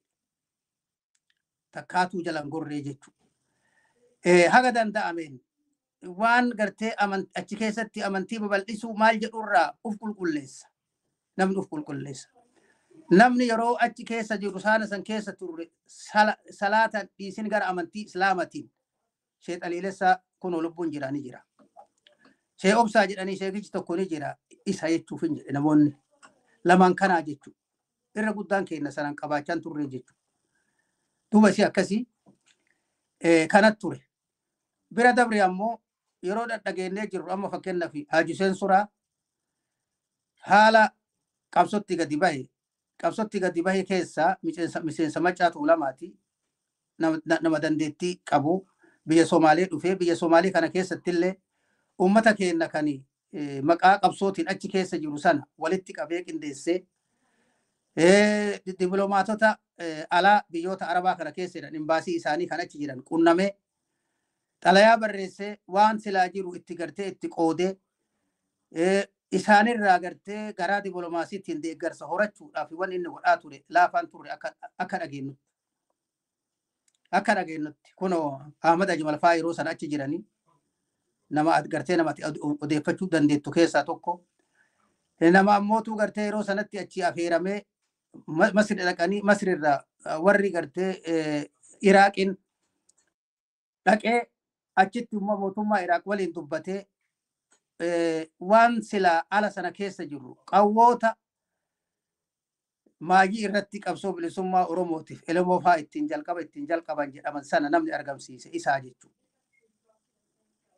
Abbaa Anaajinaa interview isaan hin dhageenye kaati dubbiften dhageenye garuu gara biraatiin kan dubbatamu yeroo hundaa interview isaa inni man dhagaya waan sana keessa ture. Odoo isaayyuun baratiin gaafa biyya Somaalee turre hedduu namoota hedduu kan isaa waliin turan ani inni argee inni odeeffadhe nama gartee qabsoo sana keessatti qooda kennaa ture keessaa tokko jechuudha. Hariiroon nama sanaa wajjin warra Falastiin wal qunnamanii, Iraaqii wal qunnamanii, biyyoota Suuriyaatii wal qunnamanii, haala Ismaa'il wantaadhi nama tokko jira. Ismaa'il Masaraanjetiin beeyna nuti naannoo keenyatti dhalate nama saniin beeyna. Suuriyaa ture. Nama kophaa isaa jaarmayaatii namni sun dhaga'uun ooltu na fakkaate. Duuba isii akkasii warreen kana keessa wajjin namni warreen dura ta'anii wantaa jedhan. Kan adda bilisummaa Oromoo iyyuu Suudaanii wal barsiise kunoo jayluun ni jira. Jayluun Abubakar lubbuun jira. Isaahu jara keenyayyuu mootummaa Suudaanii wal barsiisee akka mootummaan Suudaan jara keenya kana fudhatte godhe Ismaa'il sanii jechuudha. Duuba Haaju Huseen Suraa kana hunda dalagee warreen kana qunnamuu irraa kan ka'e gorsa achirraa argateeni yoo maqaa Itoophiyaatiin deemtan isin baasaa. Mee maqaa Itoophiyaatiin waa godhaa. Oromoo namni hin beeku.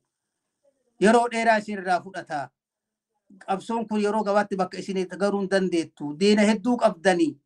Waan jedhu nu gorsan jecha irraa dhageenye turre jechuudha. Saba sanii inni karaa sana qabatee jechuudha. Qabate qoonni inni kenne laafaan turre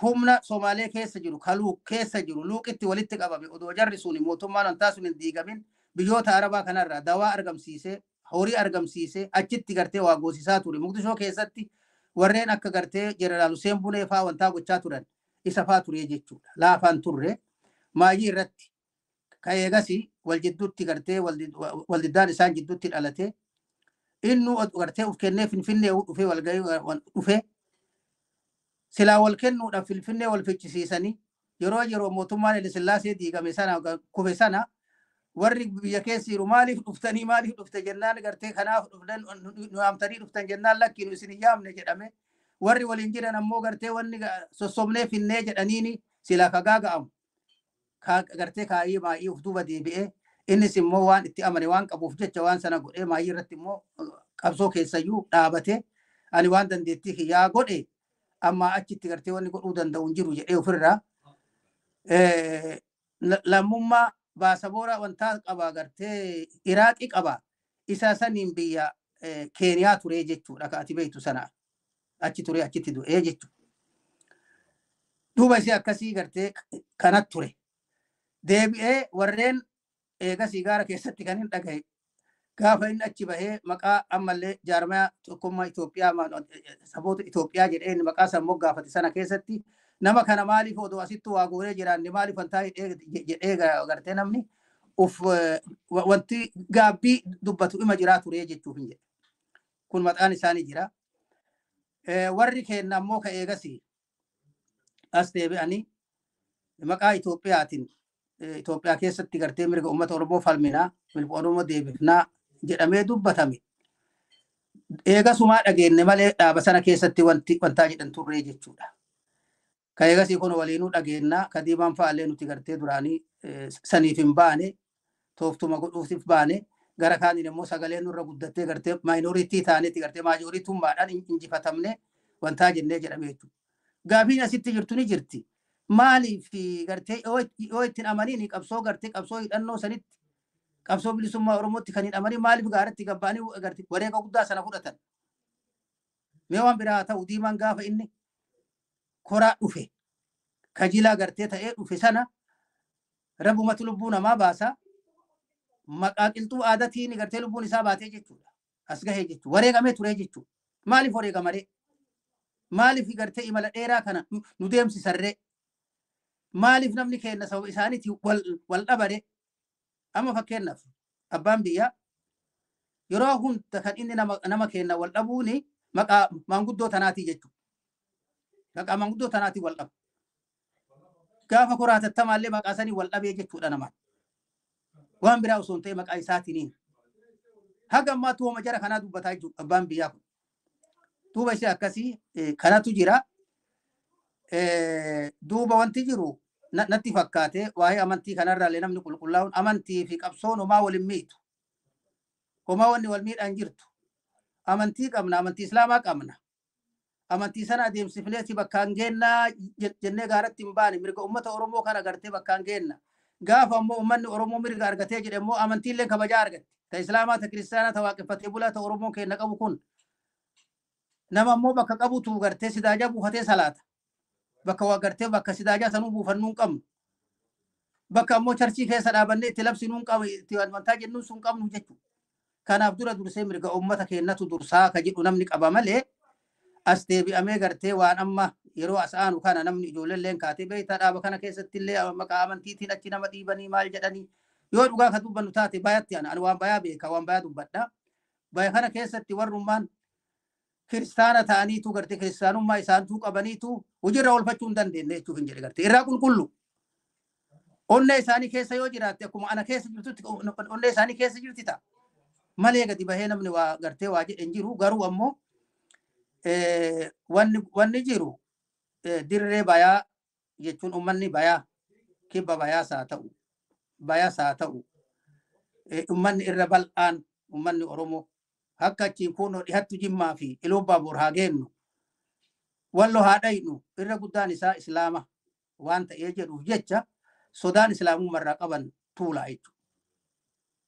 Sodaan Islaamummaarraa qaban tuula jiraa jechuudha. Kanarraa ka'uudhaan sodaachuun ni mala. Gama biraatiin immoo adda bilisummaa Oromoo kanallee namni jalqaba jaarmaa tokko nama lamaa sadiitu jalqaba beekta namni kun birmatee irratti dhufaa jechuudha. Warreen isa kana jalqabanii waa jedhanii gara saniin ta'uun ni mala keessattuu gartee Oromoota dhihaa ta'uun ni mala jechuudha. Hin jedhe namni bukkuuwwan keessa haa jiraatu. Sanarraa kan ka'e wanni kun nu harkaan bahinii yoo nu harkaa baate rakkoo taatii jedhanii sanarratti wantaa jechuun ni jiraata ta'a. Malee nu biratti kana jiraa ka jennu wantaan jenne jechuudha. Maayii irratti namni eegalollee hammaatee dhufe wareegamni heddummaate. Si abboo wareegamuun hin hafu qabsoon amma godhaa jirru kun tanuma duniyaati malee ta'a akiraatii miti ta gaafa wantaatii miti. Ammoo bifa kanaan yoo dabarree jenne ta'a akiraas nu eeggatti jedhee namni anarraa jalqabe anarraa ukaase uf dubbadha anarraa ukaase gaafa gartee sakaraata siin jedhu gartee keessa siin saraa du'aan arge sana as deebi'ee odoo du'ee odoo tanaan dabre odoo gartee waan sila boru gaafatama gartee natti dhufu sana deebisuu hin dandeenye dabre maal ta'aa kan jedhu irraa kan ka'e salaatu jalqabee haga danda'ametti gartee namoonni hedduun isaanii akkas turanii jechuudha maaliif dhiibbattee dhufte jechuuf hin jedhe gartee. Akiraallee budhasi tun ta duniyaa nama jedhan dhayxu ta duniyaa taarqaan tana qabsoo goonu kun qabsoo sana himachuu hin dandeenyu boru.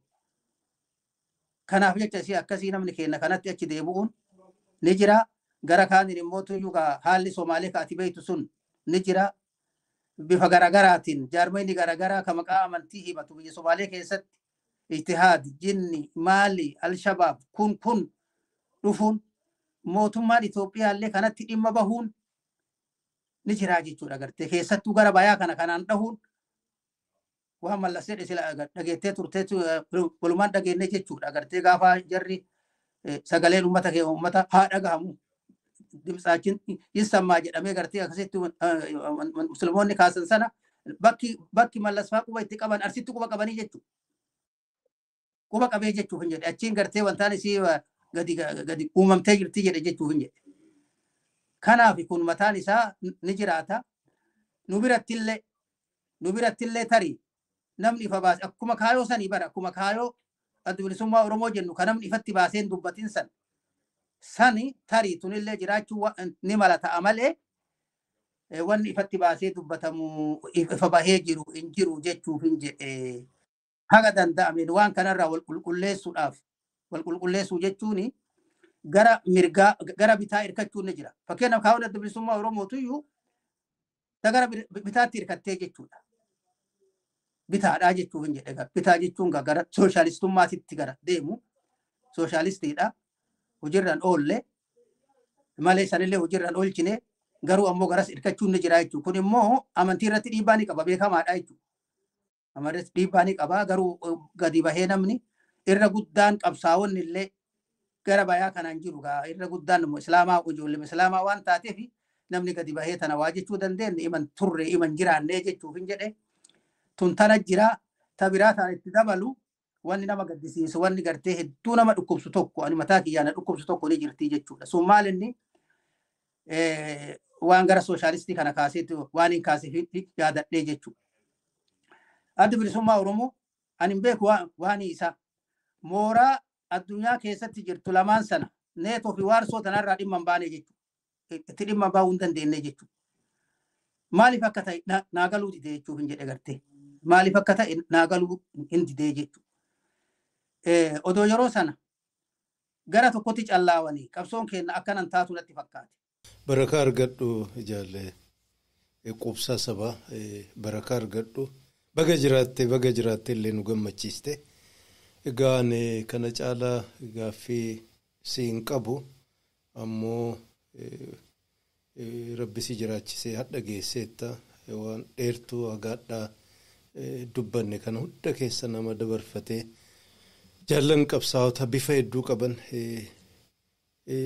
jeena namaa hedduu kan hunda hadhaa mi'aa bu'aa bahii qabsoo argiteettaa muuxannoo ganna dheeraa of biraa qabdaa ka jaallanii dabaliiti dhaloota hadha jiruuf kaborillee nu duubaa dhufuuf waan dhaammattu yoo qabaatte sanaan nu guduunfi barakaa argadhu. Fayyaa ta'e waan qabsoo kana keessatti tatta'ame guyyaa akkasiisantu na mudate guyyaa kan akkana na mudate akkas ta'e jechuun homaa faayidaa hin qabu. Wareegaa suni barbaachisaadha. Wareeguma barbaachisu.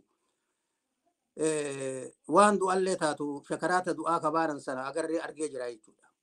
Gaafa jaalguutaman fa'a lolli guyyaa shan nurratti deeme dhaabbata bilisummaa Oromoo dirree bahaa keessa jiru keessaa namni qaaman haphii laafaa tokko ana tokko atoomsa lamaan kenna jechuudha. Dr. Abdussamad ni beeyta bara chaartaraa kan galamsootti nutti dhufe gaafa bara odaa bultum sana mataa qabate na argee jennaan mataa qabatee jechuudha. Ol deebi'ee dawaa kaartoona tokko naa ergee jechuudha. Kaartoona tokko dhugaa dubbachuudhaaf kaartoona tokko naa erge Dr. Abdussamad. Kanaafi kanat ta'ee jechuun barbaadu. Maaliif jaallan lubbuu isaanii dhabanuu ni jiranii yeroo garagaraa keessatti gartee wantaa hedduu keessa seenamee turame sana keessa rabbi na baase alhamdulillahi rabbil aalamiin jedha rabbitti galateeffadha sana caalaa wanni an jedhu hin jiru kanaafuyyuu ani dhaamsi biraa kan hin qabu waan hin qabneef jecha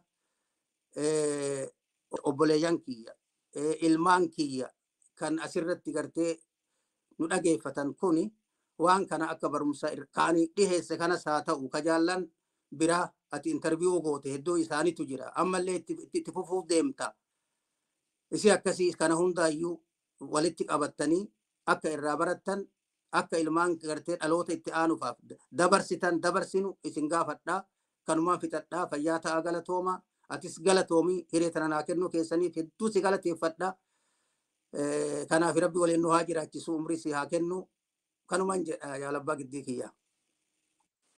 Hayyee jaalqubsaa sabaa seenaa dheertuu seenaa ganna dheeraa kaastee qulqullummaan odoo ifadhen jedhin sa'a 4 ol nuun qoddatu keetiif maqaa hordoftoota waltajjii kanaatiin irra deebi'een guddaa si galateeffadha.